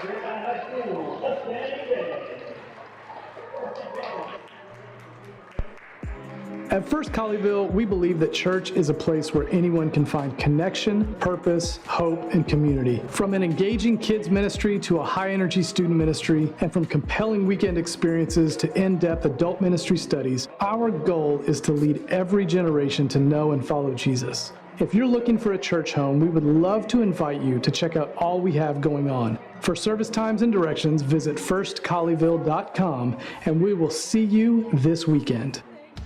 Hey folks, it's Dorian Menace, General Sales Manager of Classic Chevrolet in Grapevine, Texas. We know you like things easy. That's why we created the Classic Chevrolet Easy Pass. Save time online and purchase with the Easy Pass. It's easy. Find your vehicle, value your trade, set your terms, and even get approved for financing. Relax. Enjoy the difference with the Easy Pass. Classic Chevrolet. Relax, enjoy the difference. With approved credit, find new roads.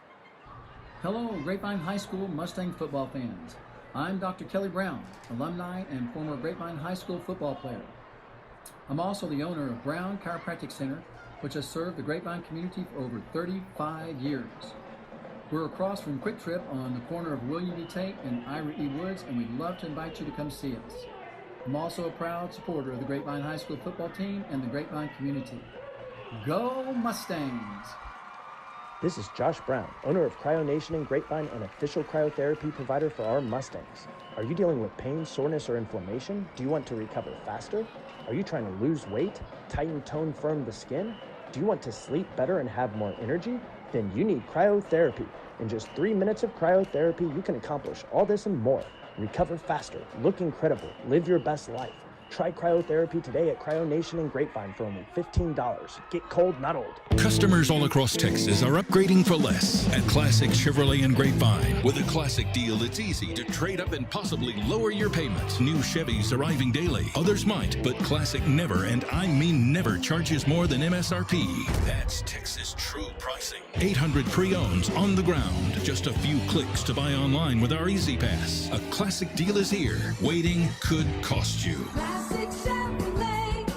Relax, enjoy the difference. Academy Sports and Outdoors makes it easy to gear up and have fun out there. Order at academy.com and get free shipping or free curbside or in-store pickup at your Academy store. Plus, get free assembly on most bikes and grills. Shop now. Free assembly applies to in-store purchases only. Free shipping applies to most orders over $25. Each year across the United States, young lives are lost to sudden cardiac arrest, and our communities are left to pick up the pieces. That's what happened in April of 2009 when Zachary Schraw lost his life to an undiagnosed heart condition after collapsing suddenly during a Plano East Senior High School football practice. After his death, Zach's loved ones knew it was time to take action to protect young hearts across North Texas from this silent killer. Since its establishment in 2009, Living for Zachary has impacted thousands of families by providing heart screenings for ages 12 to 22, donating AEDs to youth-based organizations, and training community members in the use of CPR, all with the goal of saving lives. Sudden cardiac arrest doesn't wait, so we can't either. Schedule your child's heart screening today, apply for an AED for your organization, or make a donation that could change a life forever. Together, we can give our children's hearts a second chance. Join the movement to save young hearts at livingforzachary.org today.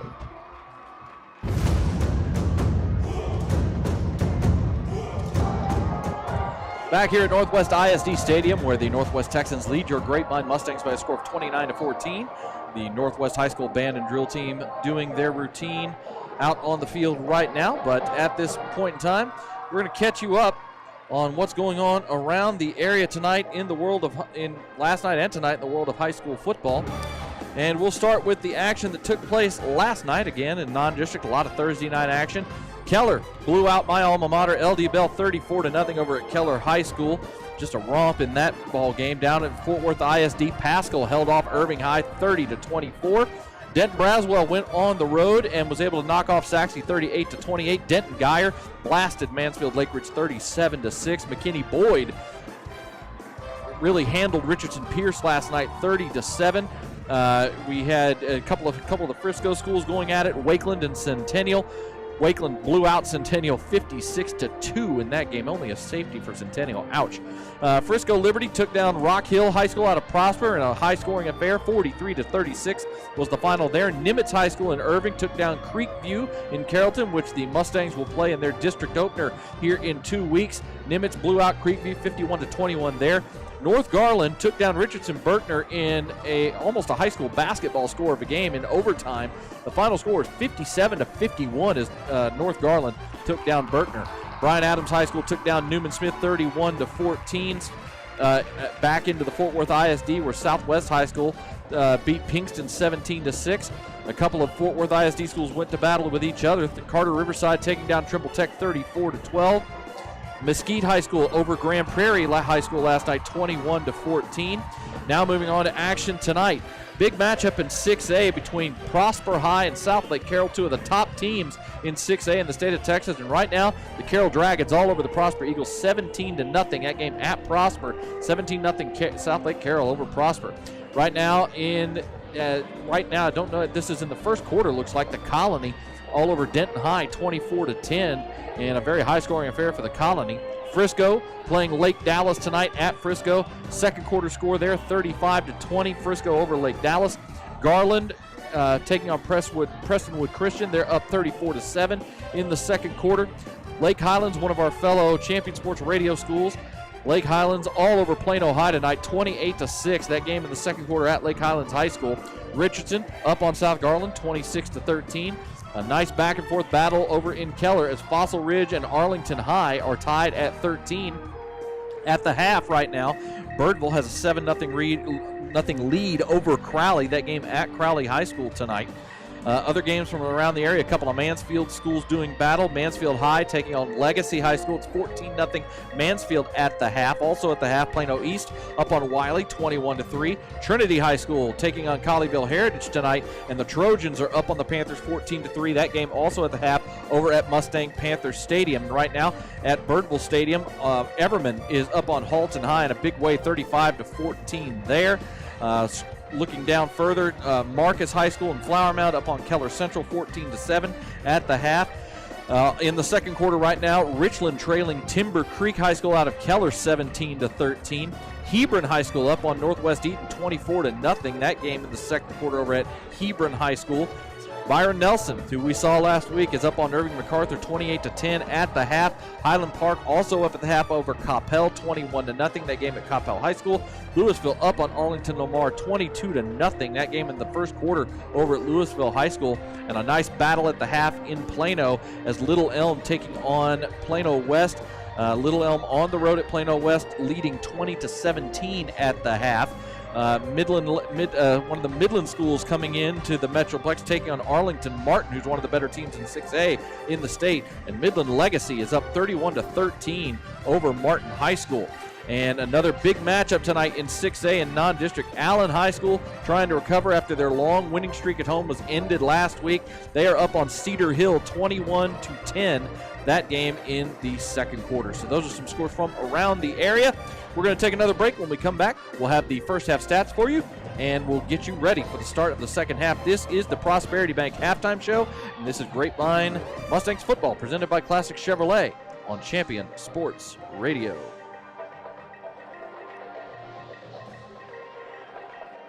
Food, fun, and spectacular rides. The Classic State Fair of Texas is in full swing at Classic Chevrolet and Grapevine. New vehicles are arriving daily. Enjoy the ride with Texas True Pricing. We never, ever charge more than MSRP. Want more thrills? With top dollar for your trade, you could drive home with a lower payment. Get an instant online appraisal with Easy Pass at ClassicChevrolet.com. Find new roads. Classic Chevrolet. Relax, enjoy the difference. The world of banking is like the world of sports. There are winning teams and losing teams. I bank with Prosperity Bank because it's a winning team. It's a team of real bankers who know how to make loans. And they're interested in making you a loan right now. That's a surefire win-win. Prosperity Bank is the big bank with your community bank inside, where you find real bankers, not just a bank. ProsperityBankUSA.com, member FDIC, equal housing lender. This ad is not a commitment to lend. Stay up on all the latest news about the teams you care about and know when your favorite games are on the air thanks to Champion Sports Radio social media. Follow us on Twitter at Champion Sports, like our Facebook page at facebook.com/ChampionSportsRadio, or look for us on Instagram at Champion Sports Radio. Tell us why your team will win this week. Share when your favorite athlete is named Player of the Week, or brag about what your school alumni are up to now. That's on Twitter at Champion Sports, Facebook.com/ChampionSportsRadio, and on Instagram at Champion Sports Radio. Your home for championship social media. Hello, Grapevine High School Mustang football fans. I'm Dr. Kelly Brown, alumni and former Grapevine High School football player. I'm also the owner of Brown Chiropractic Center, which has served the Grapevine community for over 35 years. We're across from Quick Trip on the corner of William D. Tate and Ira E. Woods, and we'd love to invite you to come see us. I'm also a proud supporter of the Grapevine High School football team and the Grapevine community. Go Mustangs! At Academy Sports and Outdoors, we love the sounds of the great outdoors. And that's why we make it easier than ever for you to gear up and have fun out there. Order at academy.com and get free shipping or free curbside or in-store pickup at your Academy store. Plus, get free assembly on most bikes and grills for all the ways you love to play. Make shopping easy with Academy Sports and Outdoors. Free assembly applies to in-store purchases only. Free shipping applies to most orders over $25. Classic Chevrolet in Grapevine has been named Regional Buying Center for pre-owned vehicles in Texas. 2,000 vehicles will be purchased, all makes and models. It's easy with buyers on hand writing checks. Classic Chevrolet. Find new roads. Living in North Texas provides all of us with an amazing quality of life, including an affordable cost of living, outstanding schools, unbelievable cultural opportunities, and the best sports around.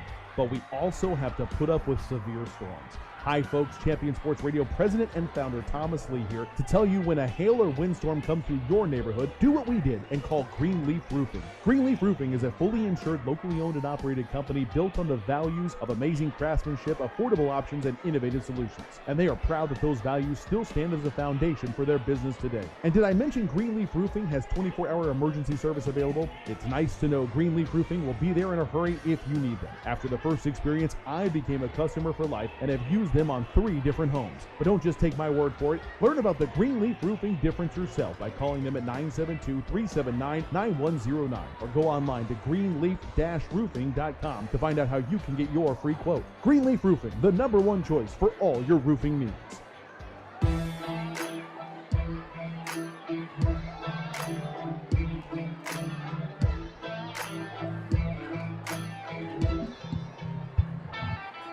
Back at Northwest ISD Stadium as we get ready for the start of the second half. The teams are starting to come out of the locker room and get stretched out. Jacob Dedamore here along with Tim Smith as we are at Northwest ISD Stadium for this final non-district matchup of the season for the Mustangs. And they trail Northwest by a couple of touchdowns here. Go over some numbers from the first half. And it was very much controlled by Northwest. Sorry about that, folks. That one hit me quick. I didn't even have time to react. Pardon me on that. Northwest, 320 total yards of offense in that first half as their offense was moving up and down the field seemingly at will. Only 115 for Grapevine, and a lot of that is just because they just didn't have the ball in their hands.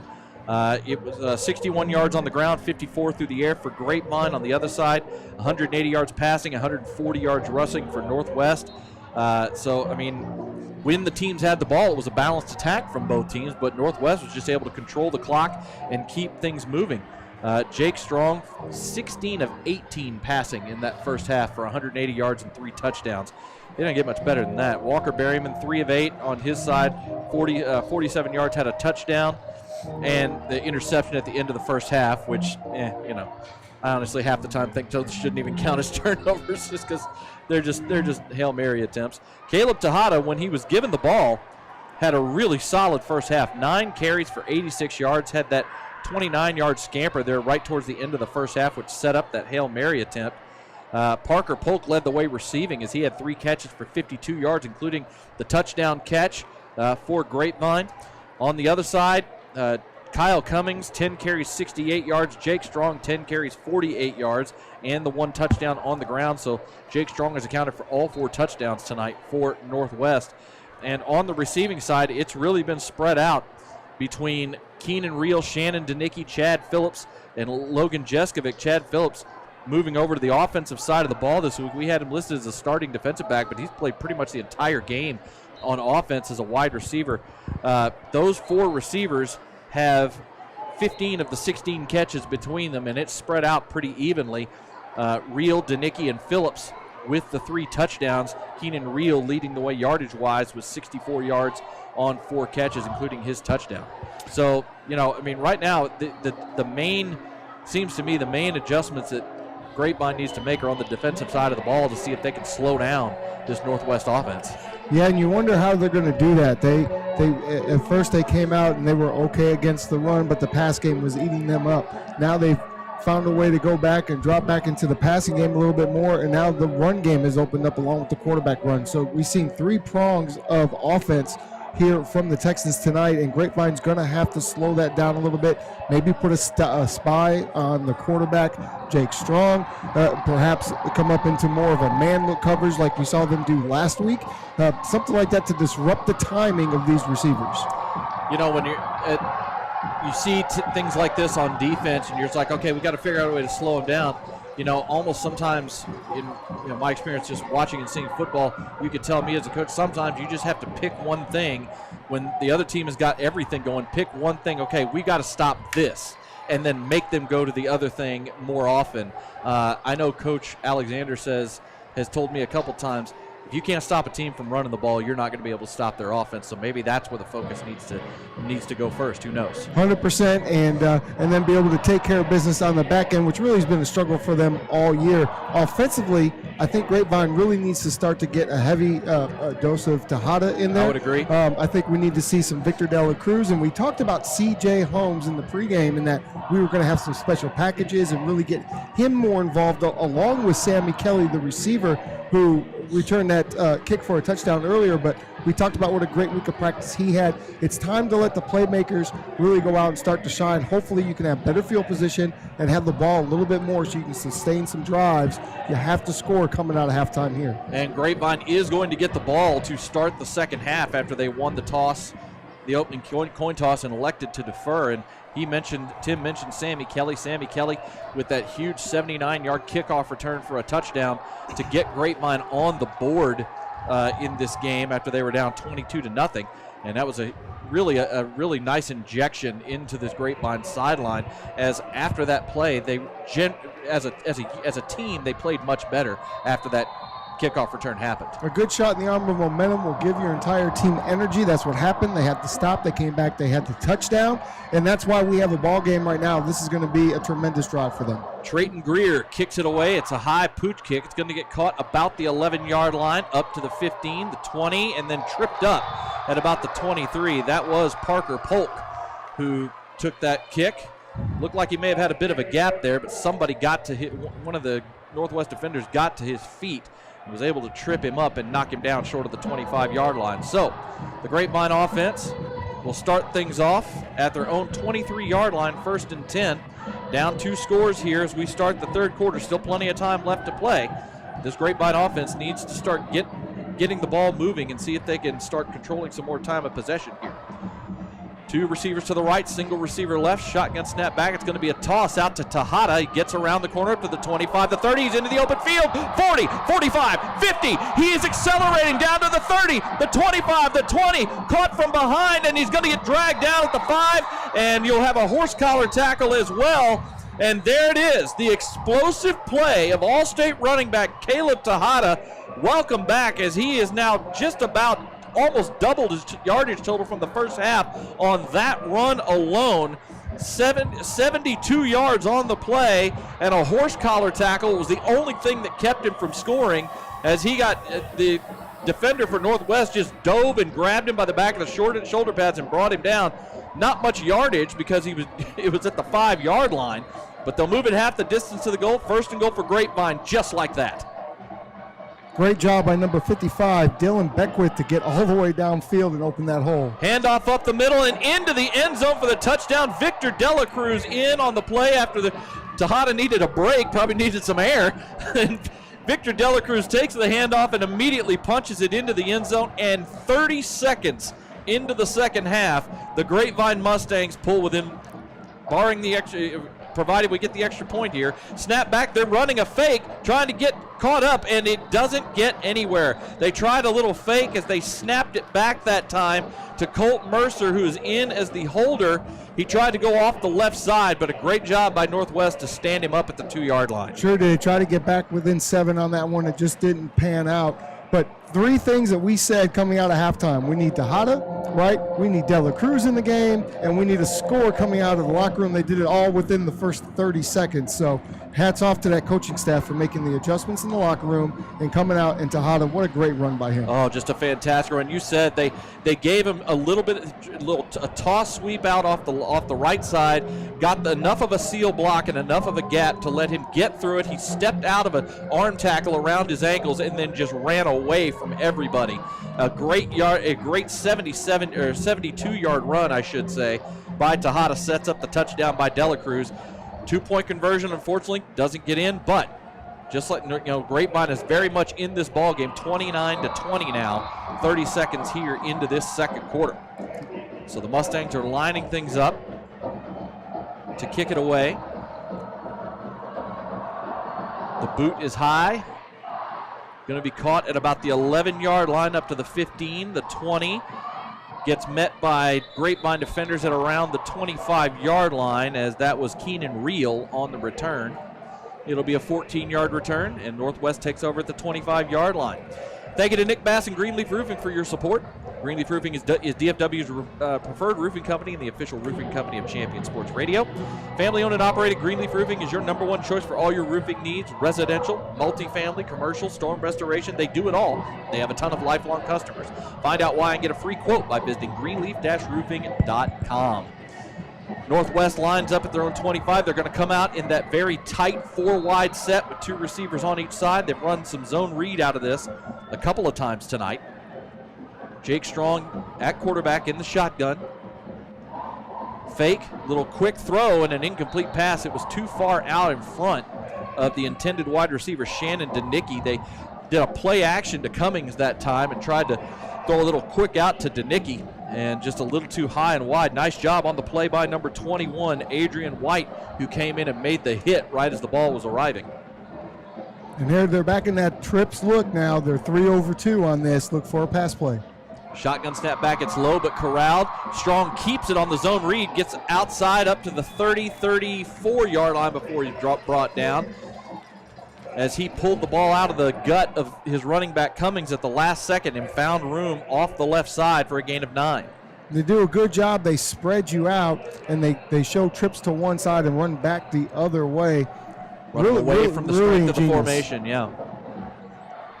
3rd and 1 after the 9-yard run by Strong at the 34-yard line. Receiver coming in motion out of the trip set this time to make it a traditional 4-wide. Snap back, hand off to Cummings. He's going to get into the open field, and he is off and running. He is going to walk this one into the end zone, and he is going to score. Well, that's just a great move in the hole. He got through. There was an initial opening for him. There could have been a tackle made there, right there in the middle of the field, but he makes a nice little juke move, hits the R1 button, and off to the races. Yeah, just to give good credit to that offensive line of Northwest. They opened up a hole, got him into the second level of defense extremely quickly, and the only man in the middle of the field that could have made the tackle got juked, and into the end zone for the touchdown goes Kyle Cummings. And just like that, it's back up to a 2-touchdown lead. The extra point is up, and it is good. So 10:35 now to go here in the third quarter. It's been like watching a tennis match here in this third quarter, very quickly with big plays, as that 66-yard touchdown run by Kyle Cummings puts it up to a 16-point lead. You're listening to Grapevine Mustangs football, presented by Classic Chevrolet on Champion Sports Radio. Hey folks, it's Dorian Menace, General Sales Manager of Classic Chevrolet in Grapevine, Texas. We know you like things easy. That's why we created the Classic Chevrolet Easy Pass. Save time online and purchase with the Easy Pass. It's easy. Find your vehicle, value your trade, set your terms, and even get approved for financing. Relax. Enjoy the difference with the Easy Pass. Classic Chevrolet. Relax, enjoy the difference. With approved credit credit. Find new roads. Hey, North Texas, come on by Bottle Cap Alley in Grapevine. We're newly renovated and now a full-service restaurant. Bottle Cap offers all your favorites like hand-breaded catfish and savory brisket nachos. Or sink your teeth into a juicy certified Angus beef burger. You're sure to find what you like at Bottle Cap Alley. Our hearts are warm and our drinks are cold, so whether you're here to watch the game or just popping in for a quick bite, we're always happy to see you. Bottle Cap Alley on Highway 114 and 26. The kickoff is away. It's high, deep, caught at the 10-yard line by Parker Polk up to the 25, 30, up to around the 35, and he's still spinning forward, moving the pile. And a nice return by Parker Polk out past the 35. They're going to give him credit, forward progress out to the 37. A 27-yard return by the junior wide receiver. This kickoff return team for Grapevine is proving to be a weapon. You can't pooch kick any longer because we've seen that they can take that to the house. You try to kick it deep, and I'll tell you, he was a block or two away from taking that to the house. Well, the good thing about speed is Grapevine at both the deep level and the up backs in front of them all have speed to where if they get a little space in the open field, they will take it, they'll house it on you. So nice field position here to start for the Mustangs. They're going to start this possession at their own 37-yard line, down 2 scores again, 36-20. Shotgun snap back, hand off to Tejada. He goes around the left side this time, gets over to the sideline before he's dragged out and spun out of bounds. Grapevine fans wanting a flag, but that looked like a legal hit. The contact was made in bounds. Somewhat borderline there. I mean, an aggressive play by the corner, good tackle. You're not going to throw a flag for that. But too close to call. A nice gain by Caleb Tejada out to the 45, a gain of 8, 2nd down and 2. Stack wide receiver formation on the far side, on the left side of the formation, snap back, hand off to Tejada again, trying to find space in the middle. He does, gets a 1st down, and picks his way forward for about 3 yards to move the chains out to the 48. And you could see the Texans there coming up towards the line of scrimmage. Everybody was coming, burn the church. I wouldn't be surprised to see a play action here pretty soon with the way the run game has really started to take off. And we have a player down for the Northwest Texans, and the trainers are going to come out to treat him. So we'll go ahead and take this break with them as they tend to that player on the field. 10-12 to go here in the 3rd quarter. 36-20 Northwest. You're listening to Grapevine Mustangs football, presented by Classic Chevrolet on Champion Sports Radio. The world of banking is like the world of sports. There are winning teams and losing teams. I bank with Prosperity Bank because it's a winning team. It's a team of real bankers who know how to make loans. And they're interested in making you a loan right now. That's a surefire win-win. Prosperity Bank is the big bank with your community bank inside, where you find real bankers, not just a bank. ProsperityBankUSA.com, member FDIC, equal housing lender. This ad is not a commitment to lend. At First Colleyville, we believe that church is a place where anyone can find connection, purpose, hope, and community. From an engaging kids ministry to a high-energy student ministry, and from compelling weekend experiences to in-depth adult ministry studies, our goal is to lead every generation to know and follow Jesus. If you're looking for a church home, we would love to invite you to check out all we have going on. For service times and directions, visit firstcolleyville.com, and we will see you this weekend. We are back to play in the handoff up the middle to Tejada. He's in the open field, inside the 30, the 20, the 10, inside the 5, and dragged down from behind right before he reaches the end zone again for the 2nd possession in a row, as number 6, Chad Phillips, the sophomore who's been playing both ways tonight, was able to catch up to Caleb Tejada right before he was able to score all the way down at the 4-yard line. A 42-yard run for Caleb Tejada. Well, we just said Ashton Peterson, the starting linebacker, comes out with that 47-yard run. I'm sorry. With a backup linebacker coming in the game, they attack that spot and get the big run.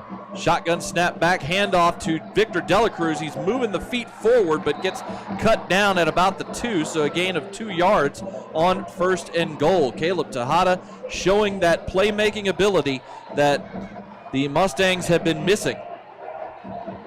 2nd and goal now. 9 minutes to go here in the 3rd quarter. 2nd and goal at the 2 for Grapevine.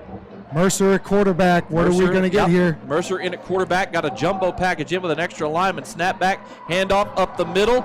Going to get down to the 1-yard line this time, as they just go right up the gut with Victor Delacruz trying to get some push. They do get a yard, but it's 3rd and goal now from the 1. Twice they've shown that look. They're inside the 1 now. The question is, do you straight hand it off or do you look at maybe a zone read here the way the defense is crashing down into the middle? Yeah, we have another injury. Timeout on the field as we have an injured Grapevine player down right now. To see if we can get a number. Looks like working that left leg there could be a cramp. It is looks like to be one of the offensive linemen for Grapevine, I believe. I can't quite see the young man's number as he is laying down on the field right now. It looks like it could, well, I'm just going to wait till I get a better look at his number. I thought I read a 73, which would be the starting center, Cy Owen, but I can't quite tell.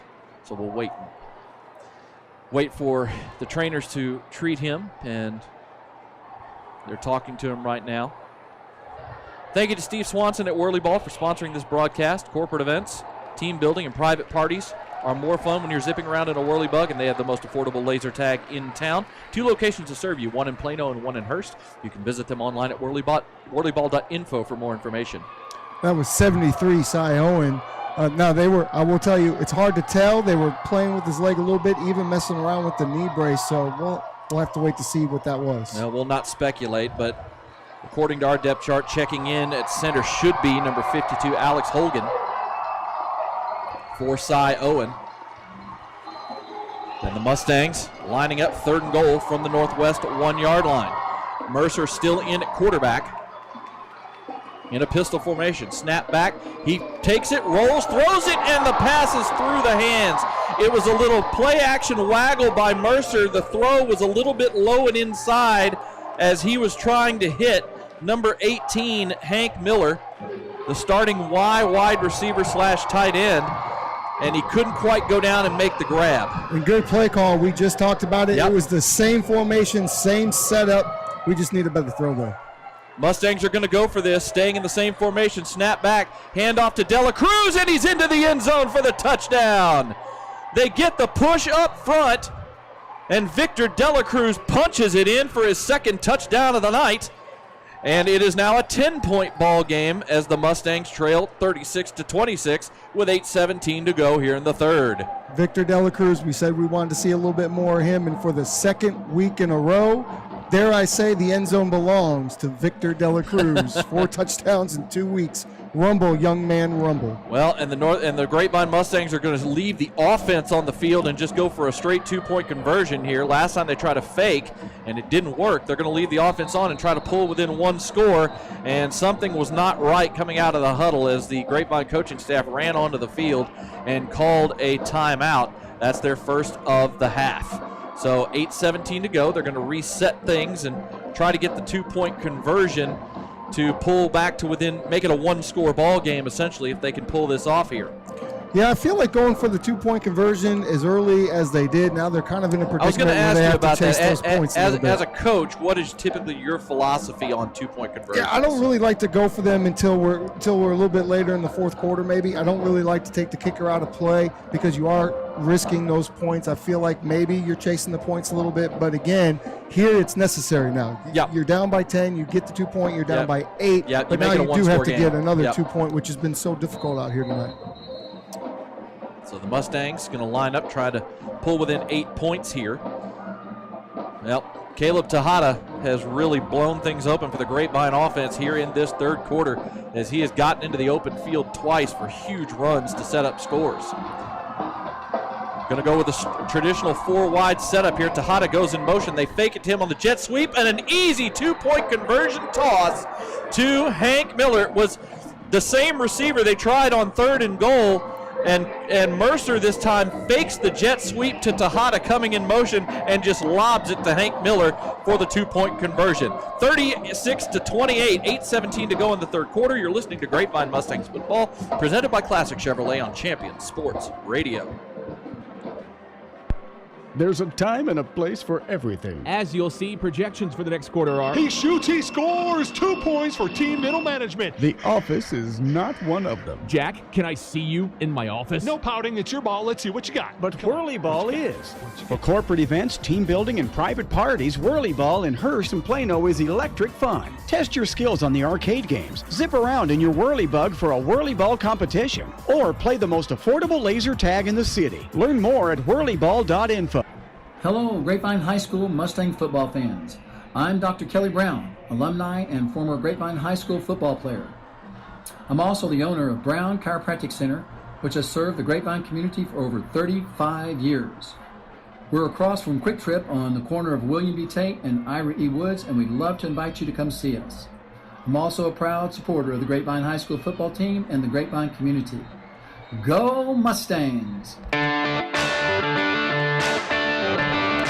Back here, and the kickoff after the touchdown came very quickly. It was caught by number 2, Ricardo Dyer, who tried to go all the way across the field and see if he could find room on the far sideline, but he was hemmed up at the 20-yard line. However, there is a flag on the play, and the signal was for an illegal formation, which I don't recall ever seeing.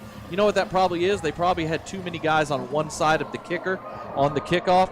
In the UIL, just like in college, you have to have at least this many on one side. You have to have at least a certain number of players on either side of the kicker on a kickoff formation. And so that may be what the illegal formation flag was. So add that 5-yard penalty onto the return, and the Texans start their own 24, 1st and 10. Trips to the near side, the left side, snap back, handoff. Nope, it's kept by Strong. He's going on the outside up to towards the near sideline. He gets out to about the 30 before he steps out of bounds. A 6-yard gain on 1st down for Jake Strong. I thought for sure he handed that ball off to Dyer that time, but pulled it out. He's really good at executing these zone read fakes.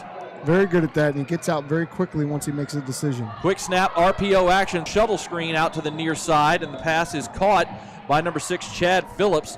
He gets about 3 or 4 yards before he stood up, but it's going to be enough for a 1st down. They're going to give him forward progress out to the 35 and a gain of 5 yards. 1st down, but I'll tell you, that's another great tackle by Brock Smith. He is out here holding down this corner. Yeah. He's made a couple big plays tonight. That's another one.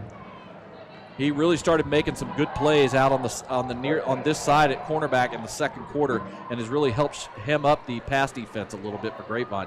Snap back, handoff to Dyer this time. He goes up the middle to the 40, 45, 46-yard line, a gain of 11 yards. That pass there, that run looked like it was going right up the middle, and there was nothing there, so he quickly bounced it out off left tackle, broke a couple of tackle attempts, and got out to the 46. Good interior block by the slot receiver Danicki to really help open up that hole. Handoff again to Dyer, up the middle, room to run this time. He gets across midfield and into Grapevine territory. He is finally pulled down at the 48-yard line. Multiple Grapevine players in on the tackle, including junior linebacker number 33, Tyler Mears. And the last thing you want to see if you're Grapevine is this run game continue to eat up yards. We're going to have to get people closer to the line of scrimmage and hope that our DBs can hold up in the back end. 2nd and 4 now at the Grapevine 48-yard line as Northwest is on the move. Receiver coming in motion. Snap is back to Strong. He's looking to throw. Fires one down the middle of the field. The pass is caught inside the 30 and getting pulled down finally at about the 25-yard line is the wide receiver number 14, Logan Jeskovic, the junior. The tackle made on the play by Cameron Wagner, number 6. But the little play action fake, and it allowed Jeskovic to get up the hash mark and in between the levels of the defense. Snap back, handoff, this time to up the middle to number 22, Kyle Cummings. He's pushing his way forward, gets inside the 20, down to the 18, another 6-yard gain on the ground. And this Northwest offense kind of has its legs under them, and they're moving the ball very well here. Certainly in a flow, and that last pass was just perfect. Good coverage over and under, but just a perfect throw. 2nd and 4, this time just a straight quarterback power by Jake Strong. He's trying to get around the outside. Not much room there. Great job by the Grapevine defense to stretch that play out and keep Strong from getting around the corner. They're going to give him credit for a gain of a yard, but that's a really nice job that time by the Grapevine defense to keep Strong from getting any running room. And it looked like the corner, Adrian White, came down and made a really strong tackle there and saved from allowing the quarterback to get around the corner on that play. That's going to set up a 3rd and 3 now for the Texans. Shotgun snap back, handoff to Dyer up the middle. He'll have the first down inside the 15, down to about the 11-yard line, as this Northwest Texans offensive line is opening up some holes in the middle of the Grapevine defense. Dyer just went right off right guard that time and into the second level of the defense. This offensive line is leaning, and Grapevine's going to have to do something maybe at the linebacker position to come up and help in run support. So 1st and 10 for the Texans at the Grapevine 11-yard line. Shotgun formation, Dyer in at tailback. Strong, hands off to Dyer, into the second level and into the end zone for the touchdown. As that time, Ricardo Dyer, no one even made contact with him till he got inside the 5-yard line. He was able to run kind of through the tackle attempt and dive into the end zone and put the Texans back up 2 scores. There was a huge hole there, Jacob. You and I could have ran through that hole, and it's unfortunate Grapevine, just nothing they could do on that particular drive, it didn't seem like. So the Texans back up 2 touchdowns now with 4:57 to go here in the 3rd quarter. Grayson Steele lining up for the extra point. Snap is down, the kick is up, and it is good. So it is now 43-28 Northwest. 4:57 to go in the 3rd quarter. You're listening to Grapevine Mustangs football presented by Classic Chevrolet on Champion Sports Radio. At Academy Sports and Outdoors, we love the sounds of the great outdoors. And that's why we make it easier than ever for you to gear up and have fun out there. Order at academy.com and get free shipping or free curbside or in-store pickup at your Academy store. Plus, get free assembly on most bikes and grills for all the ways you love to play. Make shopping easy with Academy Sports and Outdoors. Free assembly applies to in-store purchases only. Free shipping applies to most orders over $25. Hey, Mustang fans, have you been meaning to get to the dentist and it just keeps getting pushed back to the list for tomorrow? Well, today, let me introduce you to Dr. Chip Mercer in Fielder Park Dental, where they're creating and restoring beautiful smiles. They're a full-service dental office that provides everything from your basic dental cleanings to more advanced care like implants and Invisalign orthodontics. Online at fielderparkdental.com or call 817-275-4817 for an appointment. Conveniently located in North Arlington, Dr. Mercer's a proud Mustang dad. fielderparkdental.com or call 817-275-4817.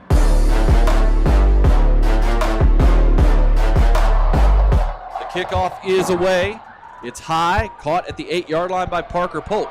He goes up the middle this time, and this time the Northwest Texans coverage team gets down there and prevents any kind of a good return. Really, for the first time tonight, we've seen them have good coverage on a kickoff, and Polk is stopped short of the 20 at the 18-yard line. Grapevine special teams has been a bright light for them all season. Not that particular time, just a better play there by the Texans.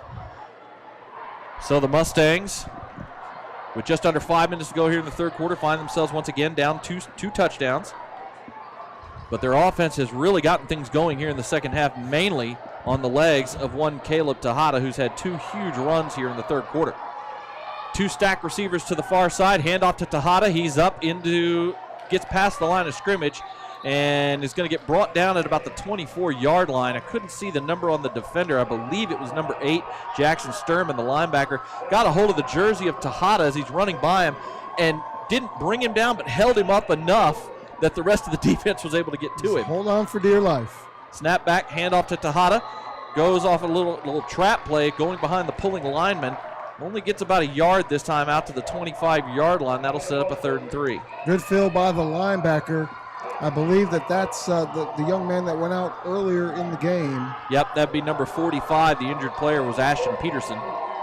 And yeah, he is back on the field now. 3rd and 3 for the Mustangs. Receiver in motion. They're going to swing it out to Parker Polk on a bubble screen. He's trying to get upfield, and he is going to get the first down. What an effort by Parker Polk that time. They ran him in motion behind the quarterback, Berryman, and swung it out to him in the flat with a set-up screen pass. He got hit short of the first down and just pushed his way forward past the 30 to the 31-yard line for a gain of 6 and a first down. And at 5'9", 165, big things come in small packages. That's right. Handoff this time to Tejada. He's around the the left side. I apologize. Out past the 35 to the 37, a gain of 6 yards. Nice cutback that time as he cut back out over left tackle as he started to go up the middle. And a gain of 6 by Caleb Tejada, who is really putting on the yardage tonight. He's up over 200 yards in this game already after these 2 huge carries he's had here in the third quarter. 2nd and 4 for the Mustangs. As Dela Cruz checks in at tailback, they'll give it to Dela Cruz. He makes a man miss in the backfield, and looks like they're going to give him forward progress back to the line of scrimmage, and now a late flag comes in after the play, as may have had some extracurricular go down at the end of that play. See who it's on. We're going to get a personal foul against Northwest for a little shenanigans after the play was over. And so that'll be an automatic first down for the Mustangs, and they'll move this ball out to midfield. After the last play, Tejada got up a little bit gingerly, is over there on the sideline now, and he looks like he's in a little bit of discomfort. We're going to have to see if he can come back in this game. So after the penalty marked off, they're going to move this ball into Northwest territory at the 48-yard line. 1st and 10 for the Mustangs with 2:59 to go in the third. Snap back to Berryman. He's looking to throw. It's a screen pass out to C.J. Holmes. Breaks a tackle at midfield. Spins out of another down to the 45 and then out of bounds. It's only going to be about a 3-yard gain, but what a 3-yard gain it was. C.J. Holmes caught that pass at midfield on a bubble screen, broke one tackle, spun out of another, and got actually a 4-yard gain down to the 44. Well, another guy we expected to see a little bit out of. He had a big second half a week ago, and we were told he was going to be featured tonight. His first catch of the ball game there. 2nd and 6 for the Mustangs. Berryman with a pass over the middle, and that pass is knocked away. Trying to hit C.J. Holmes on a slant pattern that time, but excellent defense by Northwest is coming in to break up that pass was number 15, the junior Daxon Doggett, who came in and basically came over the top of C.J. Holmes and knocked the pass down. Yeah, I really don't like the read on that. He went to a single-side receiver that had bracket coverage when he had 3 over 2 on his backside there. So a little confused by that read. 3rd and 6 now for Grapevine, and a swing pass, a bubble screen out to Parker Pope. He is going to be really close to the first down. Almost broke that up the sideline and would have scored if he had. He was brought down by a shoe that time by number 29 for Parker Matthews, the senior DB for Northwest, but it is enough for a first down as Parker Polk gets down to the 38. Love the effort that we're seeing from these receivers after they catch the ball. They are getting that yak, and that's what's really important to them right now. So Parker Polk moves the chains. 1st and 10 for Grapevine. Traditional 4-wide set this time. Snap back to Berryman. He's looking to throw. He's going to fire one over the middle. It's caught inside the 30, down to the 25-yard line. Nice catch that time by number 17, Sammy Kelly, who already has one huge play tonight as he had a 79-yard kickoff return for a touchdown in the first half to get Grapevine on the board. And now we have an injured player for the Northwest Texans on the field. So we'll go ahead and take a break as the trainers attend to that young man. 1:49 to go in the third. 43-28 Northwest. You're listening to Grapevine Mustangs football presented by Classic Chevrolet on Champion Sports Radio. This is Josh Brown, owner of Cryo Nation in Grapevine and official cryotherapy provider for our Mustangs. Are you dealing with pain, soreness, or inflammation? Do you want to recover faster? Are you trying to lose weight, tighten, tone, firm the skin? Do you want to sleep better and have more energy? Then you need cryotherapy. In just 3 minutes of cryotherapy, you can accomplish all this and more. Recover faster, look incredible, live your best life. Try cryotherapy today at Cryo Nation in Grapevine for only $15. Get cold, not old. Customers all across Texas are upgrading for less at Classic Chevrolet and Grapevine. With a classic deal, it's easy to trade up and possibly lower your payments. New Chevys arriving daily. Others might, but Classic never, and I mean never, charges more than MSRP. That's Texas true pricing. 800 pre-owns on the ground. Just a few clicks to buy online with our Easy Pass. A classic deal is here. Waiting could cost you. Classic Chevrolet. Relax, enjoy the difference. Number 15, Daxon Doggett, the injured player for Northwest, and he is coming off the field, thankfully, under his own power. Lightly jogging off, so it looks like he is okay for the moment. But Sammy Kelly with a nice catch down to the 25, 1st and 10 for Grapevine as they get things started up back here on this possession. Snap back. Walker Berryman looking to throw. He's going to throw one deep into the end zone looking for C.J. Holmes, and it's just out of his reach. And something funky happened on that play as it looks like Caleb Tejada came in motion out of the slot on the far side of the formation, and as he started to come in motion, he pulled up lame. Not really sure what, either something cramped up or he pulled something, and he is limping as the trainers come off to help him off the field. Something on his right leg, either a calf tightened up or he pulled something. We won't speculate too much, but as he was coming in motion out of the slot on the play, he just pulled up lame, and I don't know if the play was going to go to him or if it was going to be just using him as a decoy on the play, but Berryman just took the snap, looked downfield, and tried to hit C.J. Holmes and just barely missed him inside the 5. Just barely missed him. It was a really good play design to get them to think that they were going to Tejada. Polk was also wide open in the middle of the end zone. I thought that's where he was going to go with the ball. 2nd and 10 now. Snap back to Berryman. He's looking downfield. He fires one up the sideline, has the catch. Oh, no. Sammy Kelly had the ball go through his hands. It was a little corner route towards the sideline out of the slot. If he makes that catch and is able to stay in bounds, it's an easy walk-in touchdown. But it looked like maybe, you never know, maybe he was looking down at his feet to see if he could stay in bounds, and the ball just went right through his hands. Great throw, great route, great throw. It was probably his best throw of the night. Perfect throw by Walker Berryman that time. And poor Sammy, he's had a great night tonight, so you can't even fault him for a mistake. So that's going to set up 3rd and 10. Snap back, handoff to Delacruz up the middle as they try a draw that time. Maybe trying to catch the Northwest defense off guard on a long yardage play. And play has now been stopped by the officials. They were not caught off guard at all. No, they weren't. They stood up Delacruz at the line of scrimmage for no gain. You know, this is outside of Tejada. The last few plays have been some passes. Maybe they thought on 3rd and 10 they could catch the Northwest defense bailing back, but just a great job by Northwest to stand up Delacruz, and it's now 4th and 10 at the 25-yard line. Shotgun snap back as the Mustangs are going for it. Berryman fires one over the middle, and it's caught for the touchdown. Walker Polk running a skinny post right up the hash.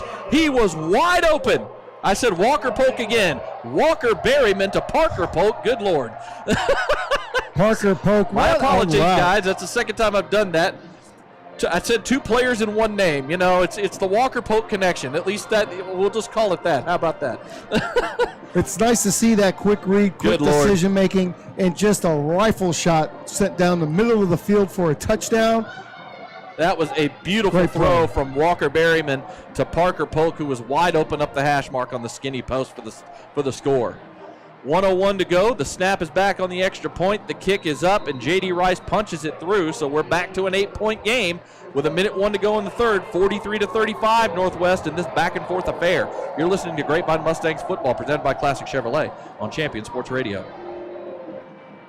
Academy Sports and Outdoors makes it easy to gear up and have fun out there. Order at academy.com and get free shipping or free curbside or in-store pickup at your Academy store. Plus, get free assembly on most bikes and grills. Shop now. Free assembly applies to in-store purchases only. Free shipping applies to most orders over $25. The world of banking is like the world of sports. There are winning teams and losing teams. I bank with Prosperity Bank because it's a winning team. It's a team of real bankers who know how to make loans. And they're interested in making you a loan right now. That's a surefire win-win. Prosperity Bank is the big bank with your community bank inside, where you find real bankers, not just a bank. ProsperityBankUSA.com, member FDIC, equal housing lender.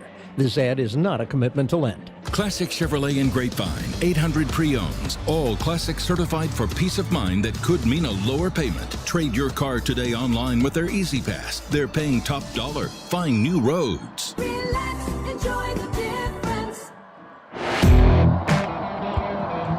The kickoff is away from J.D. Rice. He booms this one high and deep. It's caught at the 5-yard line, up the middle of the field to the 10, the 15, coming around to the near sideline, trying to get the corner out to the 20 and knocked out of bounds at the 23. So number 11, Keenan Reel that time, instead of taking it for the touchback, tried to make something out of it, ran all across the field, but didn't quite get back to the touchback line, and so the Texans will take over after the 17-yard return at their own 22. Once again, great pursuit by the Grapevine kickoff team as a whole. I thought there might be an opportunity there to get up the corner, but the pursuit just too fast. So Grapevine pulls back to within a score as their offense has really gotten on track here in the third quarter. And they're back to within 8 points at 43-35 with just under a minute to go in the third quarter. 1st and 10, trips right, single receiver left, snap back to, and the pass is dropped, and we'll see if they call that. They're going to say that was close to being a backwards pass, as right off the snap, the quarterback, Jake Strong, tried to swing it out to the running back, number 22, Kyle Cummings. Looked like a setup screen pass out in the flat, but he nearly threw that backwards, but it looked like it was right down the line of scrimmage for an incompletion. Sure did. And you look here, Grapevine defense has come up a little bit closer now. 2nd and 10 now. This time Strong pulls it on the zone read, and he's going to get up into the second level out to the 35, 36-yard line as, again, he waited till the last second to pull the ball out of the stomach of his running back, Cummings. And when he did, he just accelerated around the right end and up the middle of the field. And there was a man right there, I couldn't see the number, but right there ready to make that tackle, and just a good move by Jake Strong to get up the field. Gain of 13 yards on that play by Jake Strong. 1st and 10 for the Texans. 20 seconds and counting. Snap back. Strong keeps it again this time, but nowhere to go as they play it very well this time to the Mustangs, and they stack up Jake Strong for what I guess they're going to give him credit back to getting to the line of scrimmage, but that time number 27, Drew Nelson, made the play and stood up strong at the line. The big junior, 6'3", 190, Drew Nelson, says, "You're not running by me. Let's go." And that will do it for the third quarter. So we head to the final 12 minutes of play. It has been an exciting back-and-forth affair here. Northwest leads Grapevine 43-35 as we go to the fourth quarter. You're listening to Grapevine Mustangs football presented by Classic Chevrolet on Champion Sports Radio. Do you feel your home is too humid and slightly musty? Do you have that room or side of the house you don't use because it's too hot or too cold? Do you have family members struggling with health issues or allergies? Then contact Energy Attic and transform your living spaces by transforming your attic. Energy Attic uses a 3-part energy reduction system to make your home or office as comfortable and energy efficient as possible, saving you money, reducing your carbon footprint, and improving indoor air quality. Who doesn't want to save money, breathe cleaner air, and sleep better? Energy Attic helps improve your home climate control, reduces those cold and hot pockets, makes it more comfortable throughout, and saves you up to 40% on your energy bill. It's fast and easy to schedule your free Energy Attic audit. Simply visit EnergyAttic.com and fill out the form. Virtual appointments are available as well. Now is the time to get your project started. So let Energy Attic show you how much you can love the comfort of your home. EnergyAttic.com. Attic solutions to transform your life.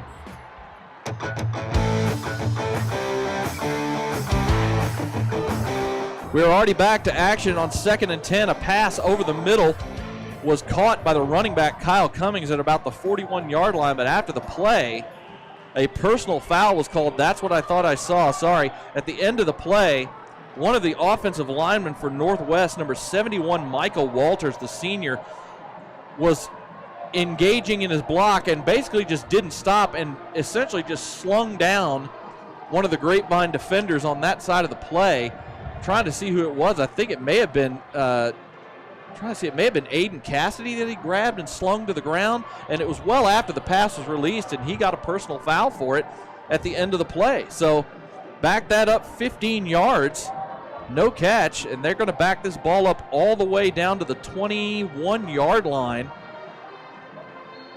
And I believe they're going to say this was after the play. So the down counted.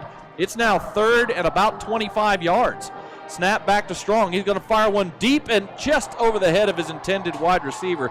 It wouldn't have been a first down either way.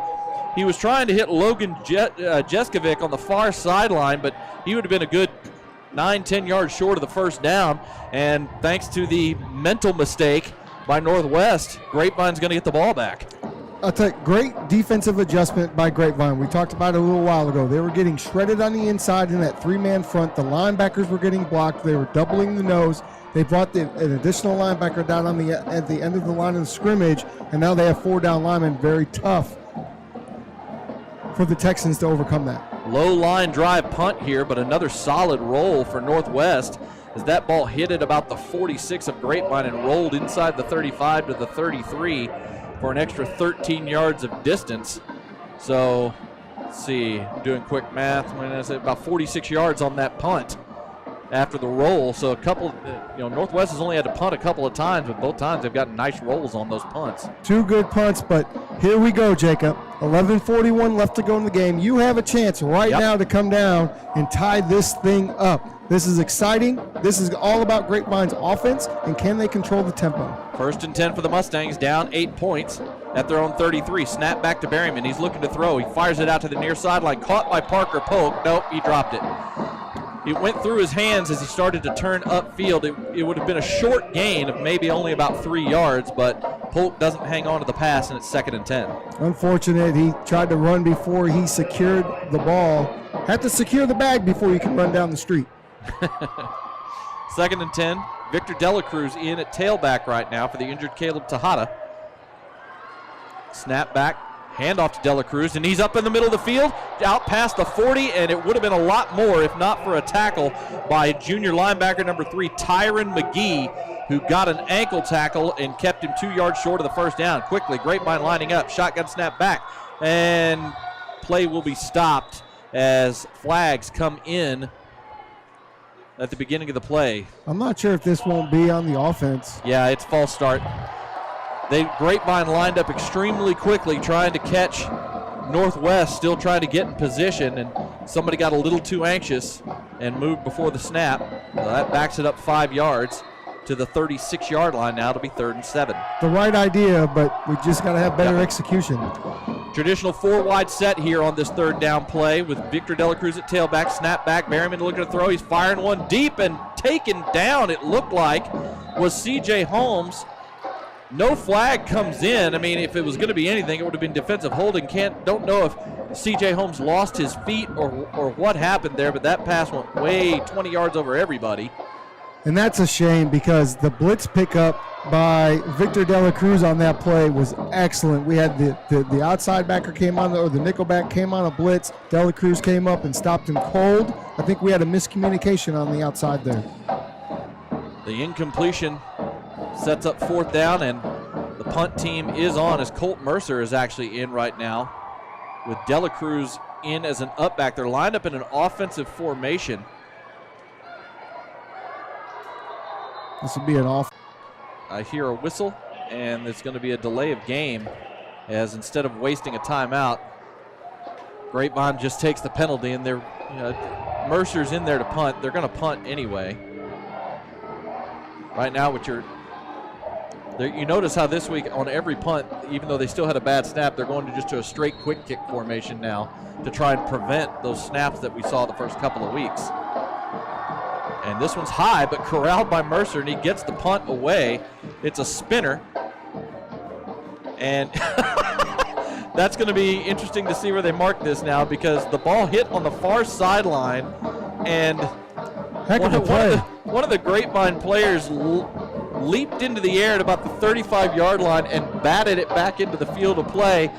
I mean, it was funny to look at, but it's not going to save you any yardage because as soon as you touch it, it's a dead ball. But that was still kind of funny to watch. Interesting play. A good punt. Let's see if Grapevine stays with that defensive look to slow down the run game. It looked like he was trying to tip in a rebound shot. It did. It did. One of those plays you typically see down by the end zone. Yeah. The ball was touched at the 36-yard line, so that's where the Texans will take over. 1st and 10, 10:55 to go here in the ball game. Grapevine trailing by 8. 4-wide set, trips to the right. And this is just a straight quarterback power, and Aiden Cassidy says no, sir. Aiden Cassidy beat the block that time and wrapped up Jake Strong for a loss of about a yard. Grapevine has decided to go man on man and watch that quarterback, and it's worked now the last series and the first play of this series. Love what we're seeing from the Grapevine defense in this adjustment. They've got Leighton Towery, the outside linebacker, coming in as a 4th man on the end of the line here. 2nd and 11 now, traditional 4-wide set.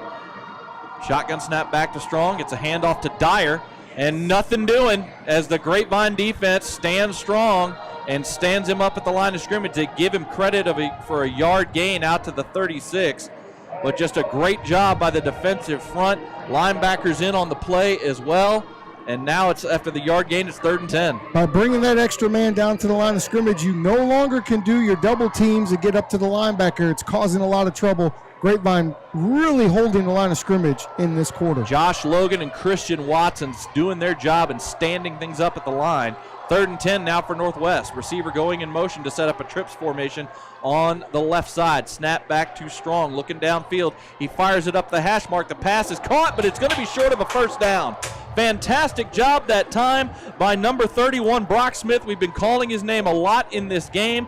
The pass was caught by number 14, Logan Jeskovic, but he was brought down immediately as he caught the pass. Brock immediately, he broke on that ball so aggressively. I'm actually surprised it was completed. Great defensive play, and Brock, he's had a strong night tonight. He really has. It was a gain of 7, but it was short of the sticks. It's now 4th and 3. The punt unit is on for Northwest.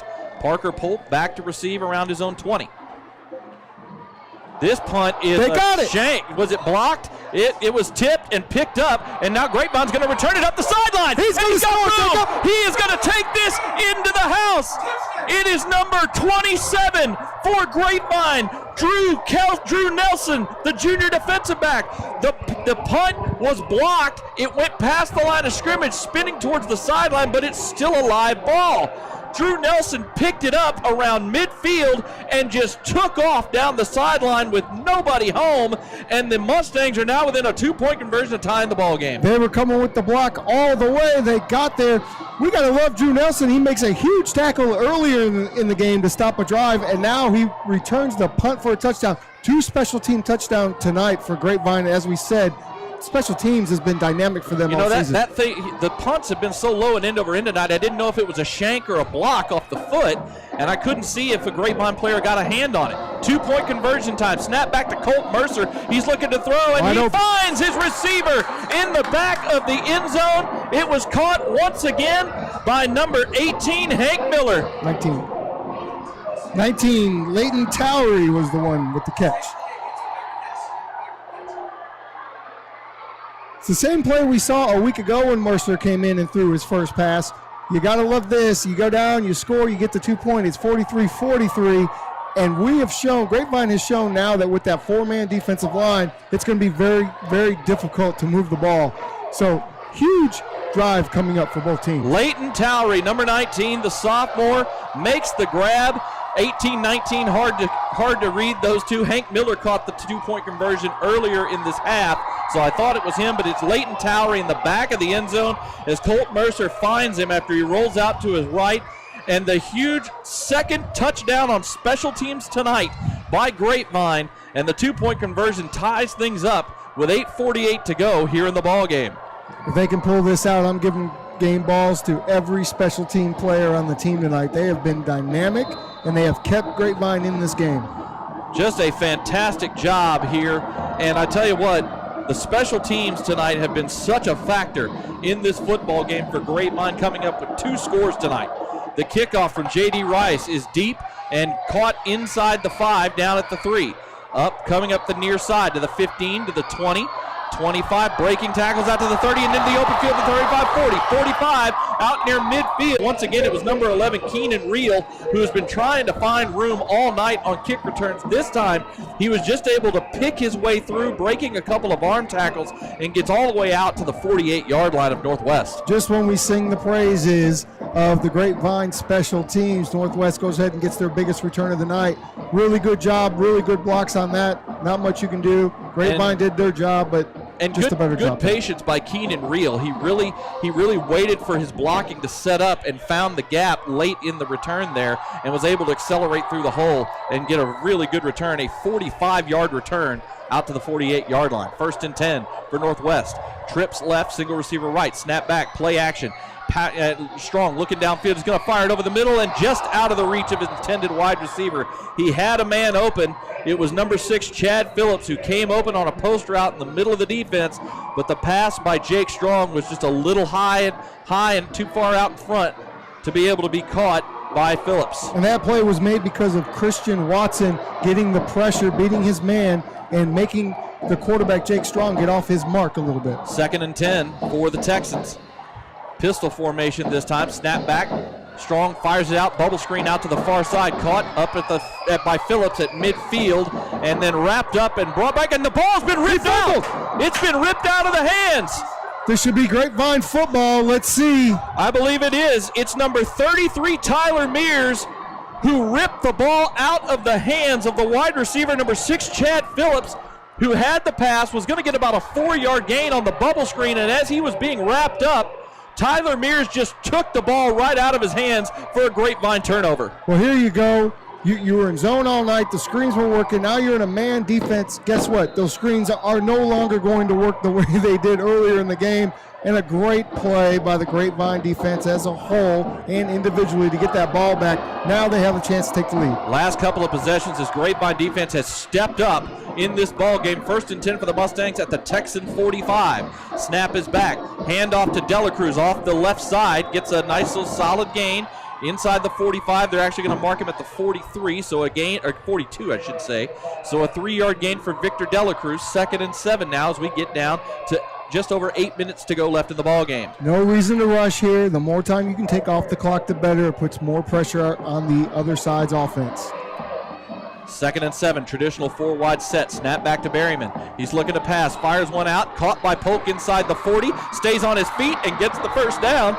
Another great individual effort by a Grapevine wide receiver breaking a tackle in the open field. Polk caught that a couple of yards short of the sticks, broke the tackle, and got the first down inside the 35 down to the 31-yard line for a gain of 11. And Berryman threw that ball under great duress, and he took a shot at the end of that play. 1st and 10 for the Mustangs as they're on the move. Snap is back, handoff to Delacruz up the middle. Going to get a couple as he is trying to twist his way through and then gets driven back by the Northwest defense. Going to be a gain of about 3 down to the 33-yard line, setting up 2nd and 7. As the clock continues to run, we're down to 7:15 to go here in the 4th quarter as we are in a tie ball game at 43-all. What a comeback here by the Mustangs. Snap back to Berryman, looking downfield. He's going to fire one out to the far side. The pass is incomplete. Great defense that time. The pass looked like it was going to be caught by Caden Cook, number 7, who ran a deep out route. But the man tonight, we've called his name a number of times because he's been playing both ways, Chad Phillips, who had the ball stripped in just the last offensive possession for Northwest, makes the play that time and punches the ball out of the hands of Caden Cook. Inches, Jacob. He's running the corner is Caden Cook, and that ball needs to be more towards the sidelines. It comes in on his inside shoulder where the defender is. He had beat his man. He did. The ball was a little inside. Great play by the defense. So close to being the catch. 3rd and 7 now for the Mustangs. Shotgun snap back.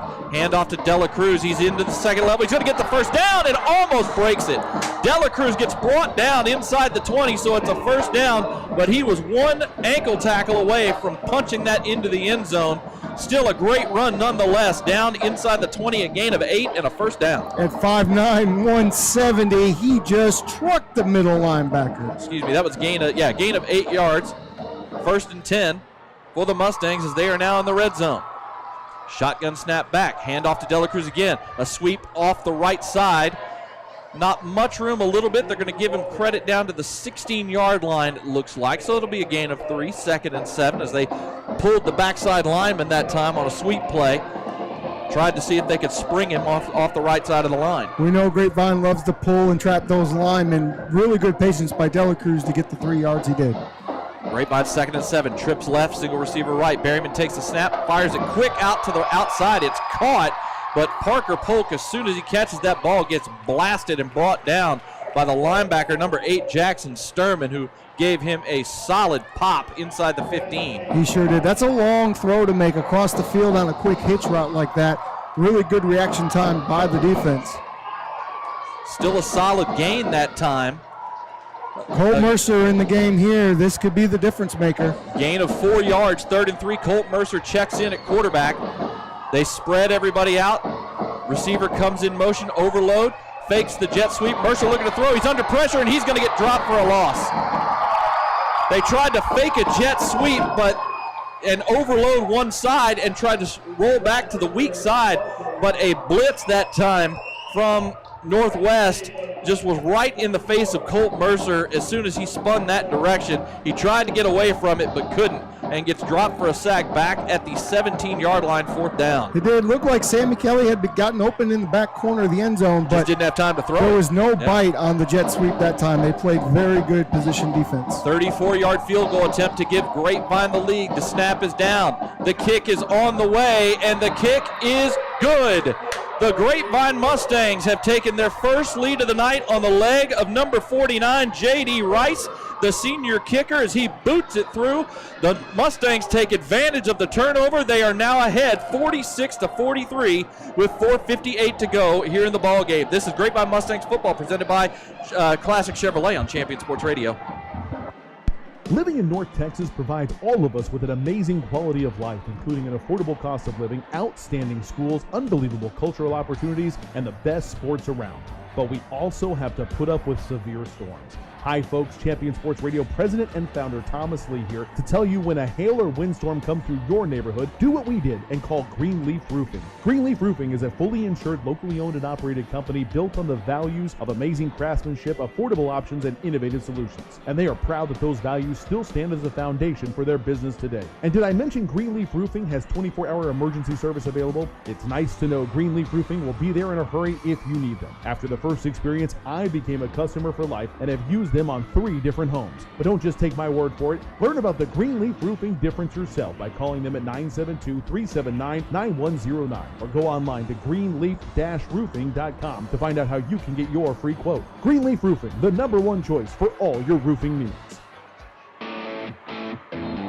The kickoff from J.D. Rice this time goes over the head of the return man, number 22, Kyle Cummings, and into the end zone for a touchback. So the Texans take over on their 25-yard line, trailing for the first time in the ball game as the Mustangs trailed 22-0 in this game and have come all the way back to take a lead 46-43 with just under 5 minutes to go.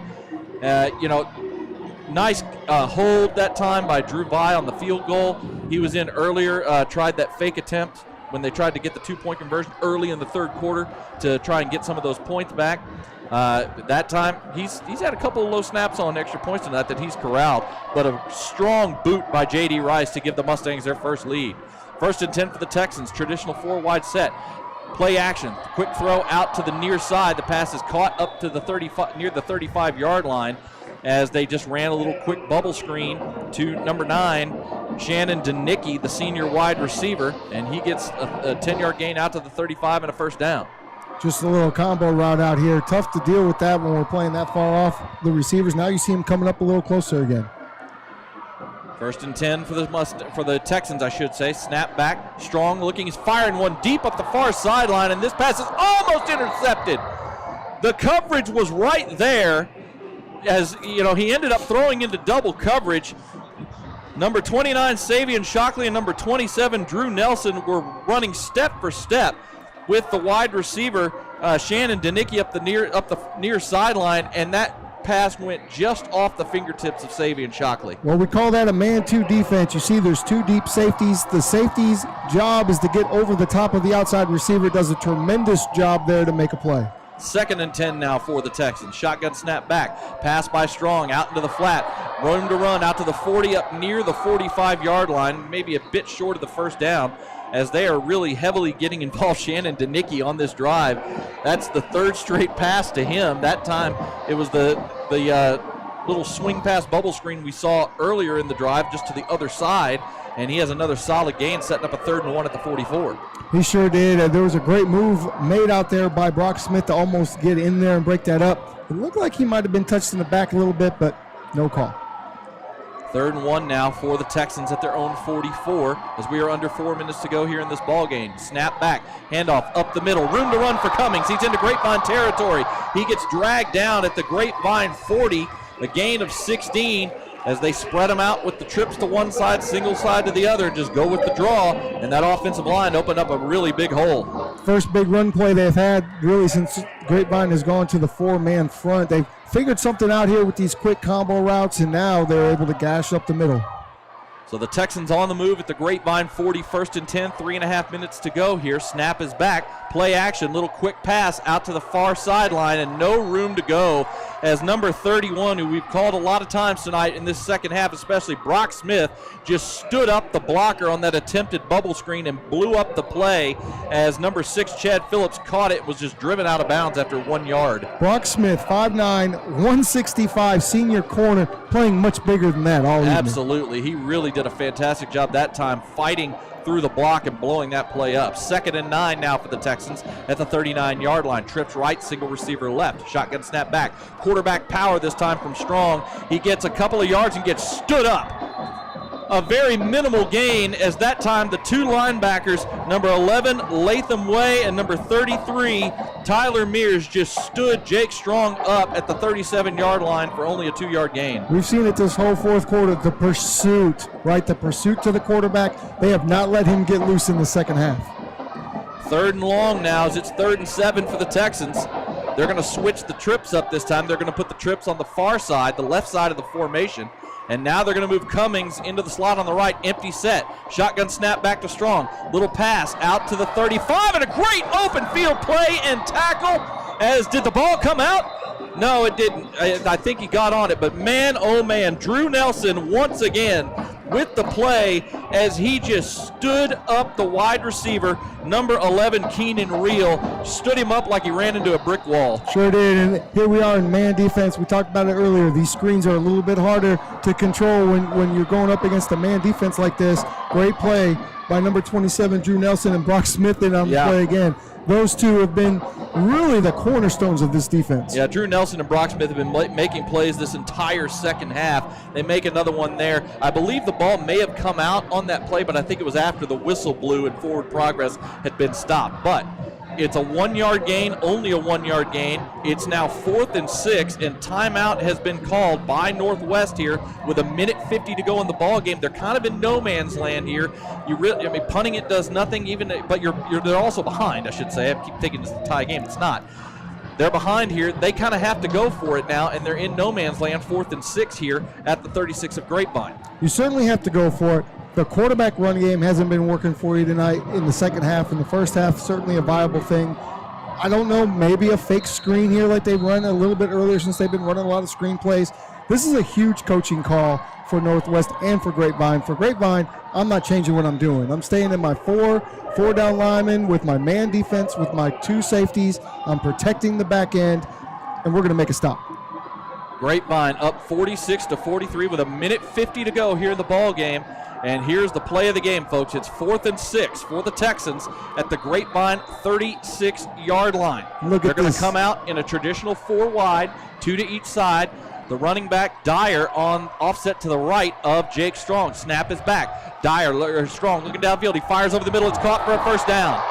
Just a little hitch route. The ball comes down. Are they going to call this a fumble, or are they going to say it was down? No, the back judge saw it clearly. The back judge said he was down before the ball came out. It was just a little quick hitch route by the wide receiver, number 6, Chad Phillips. He made the catch just short of the sticks, turned upfield, got the first down, and then was brought down at the 27-yard line. That was very close as we see the replay up on the video board here. That was very close to being a fumble, but nonetheless, 1st and 10 for the Texans. Shotgun snap back. Ball's kept by Strong on the zone read. Not much there. He's going to get just inside the 25. Gain of 3 down to the 24 as we're down to 1:15 to go here in the ball game. Tried the zone read. They've defended it much better the last few possessions. Has to have the Grapevine defense. Gain of 3 for Jake Strong. 2nd and 7 at the Grapevine 24. 2 receivers to each side. Shotgun snap back. Play action by Strong. Looking downfield. He's going to fire it at the near sideline. The pass is caught inside the 15 and inside the 10. Dragging Brock Smith is the wide receiver. Number 11, Keenan Reel. These wide receivers for the Texans are big and strong, and that time Keenan Reel showed his strength as he now has 1st and goal for Northwest inside the 5-yard line. At the 6-yard line, excuse me. Reel is 6'2", 175. Brock is 5'9", 165. So a little bit of a mismatch there Great job to actually bring him down in the open field. Well, I mean, we've just seen that some tonight with some of the size on these wide receivers. Shannon Danicki goes 6'3", 185. Logan Jeskovic goes 6'3", 172. Talked about Keenan Reel at 6'2", 125.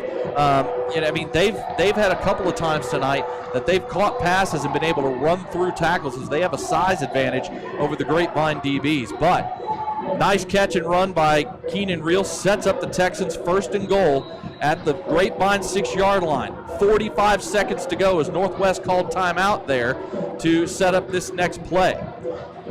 Did you play Texas high school football? If you did, you're part of an elite group, and Lone Star Gridiron wants to honor you. Visit LoneStarGridiron.com/brotherhood for more information. So we're down to it here, folks. 45 seconds left. Grapevine up 3. 1st and 10 for Northwest at the Grapevine 6. Trips left, single receiver right. Cummings in the backfield, offset to the right of Jake Strong. Shotgun snap back. Strong looking to throw. He's looking out to his left, sees nobody, gets flushed to his right. Now he's going to try to run. He's inside the 10, inside the 5, and he's knocked out of bounds. So decent job by Jake Strong making something out of nothing. Number 27, Drew Nelson, came up to try to get him and really stretched him to the sideline, but he got blasted from the inside of the play. That allowed Strong to get outside and get inside the 5-yard line. They mark him out at the 4, so it's a gain of 2. Good pressure up the middle, not much containment on that. Good thing that we came around to make that tackle. 38 seconds left. 2nd and goal now at the 4. Shotgun snap back. This is a quarterback power run by Strong. He's trying to get around the right side. He breaks a tackle and is going to get knocked out of bounds, but it's going to be a loss on the play. Drew Nelson again blew the play up. There was good penetration from the outside of the line, but Nelson came up from his safety position and really just disrupted that play completely. Yeah, those designed quarterback runs have been taken away, at least in this 4th quarter. Drew Nelson, what a great job. He looked like a bullet coming through there. A loss of 3 on the play as they stretched him out and made him step out of bounds. A loss of 3 back to the 7-yard line with 32 seconds to go. It's now 3rd and goal. Trips left, single receiver right. Cummings in the backfield with Strong. Shotgun snap back, looking to throw. Strong looking over the middle, fires it, and the pass is intercepted. Intercepted. The referees are talking about it. I haven't seen a call. I still haven't seen a call from the officials. That's who I've been looking at. It is an interception. Yes, Grapevine football. Grapevine football. It was trying to see who it was. I'm trying to see who the players are. Looks like it was Jackson Yarbrough. Yep, the players are celebrating around Jackson Yarbrough, so I'm assuming it was him that made the play. Jackson Yarbrough dives under the wide receiver. The senior captain of the defensive backfield makes the play of the game, and so far the play of the year for the Grapevine Mustangs as they get an interception, and with only 1 timeout left for Northwest, Grapevine can put this thing away. That play reminded me of Malcolm Butler in the Super Bowl. New England Patriots getting the interception, running through the receiver to take the ball away. Excellent play by the senior. Got to feel good for him. Victory formation, the snap back to Berryman. He'll take a knee. And the clock is running. Northwest not calling their timeout. Nope, it looks like they're just going to let this one run. Wow, I thought they'd make a timeout and make him at least snap it one more time, but it doesn't look like they're going to. The Grapevine Mustangs with a phenomenal comeback in this game. They make a goal line stand with an interception with under 30 seconds left in the ball game, and they are going to get their first victory of the season as they win an absolute epic ball game and a wild one here at Northwest ISD Stadium. Congratulations to Grapevine. The defense, a total different story from a week ago to where they played great in the first half and kind of gave up in the second half a little bit. Tonight, the first half was a struggle. They make the adjustments in the second half. They shut that offense down. Special teams a big part of this. Everybody on the team had something to do with this victory tonight. And on senior night for Northwest, it's got to feel great for Grapevine. The Mustangs pull off the comeback tonight to beat Northwest 46-43. We'll have the post game for you here shortly to give you all the details and recap this wild affair here in Justin, Texas tonight. Before we go to break here, since its establishment in 2009, Living for Zachary has impacted thousands of families by providing heart screenings for ages 12 to 22, donating AEDs to youth-based organizations, and training community members in the use of CPR, all with the goal of saving lives. Sudden cardiac arrest doesn't wait, so we can't either. Schedule your child's heart screening today and apply for an AED for your organization, or make a donation that could change a life forever. Together, we can give our children's heart a second chance. Join the movement to save young hearts at livingforzachary.org today. We'll be back to recap this wild night here at NWISD ISD Stadium. The Mustangs win 46-43. You're listening to Grapevine Mustangs football, presented by Classic Chevrolet on Champion Sports Radio.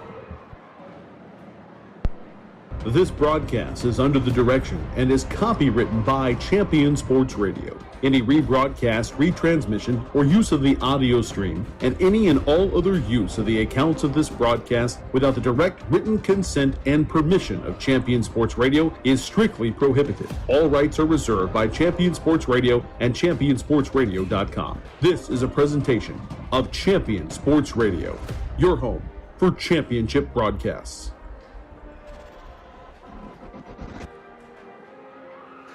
Do you feel your home is too humid and slightly musty? Do you have that room or side of the house you don't use because it's too hot or too cold? Do you have family members struggling with health issues or allergies? Then contact Energy Attic and transform your living spaces by transforming your attic. Energy Attic uses a 3-part energy reduction system to make your home or office as comfortable and energy efficient as possible, saving you money, reducing your carbon footprint, and improving indoor air quality. Who doesn't want to save money, breathe cleaner air, and sleep better? Energy Attic helps improve your home climate control, reduces those cold and hot pockets, makes it more comfortable.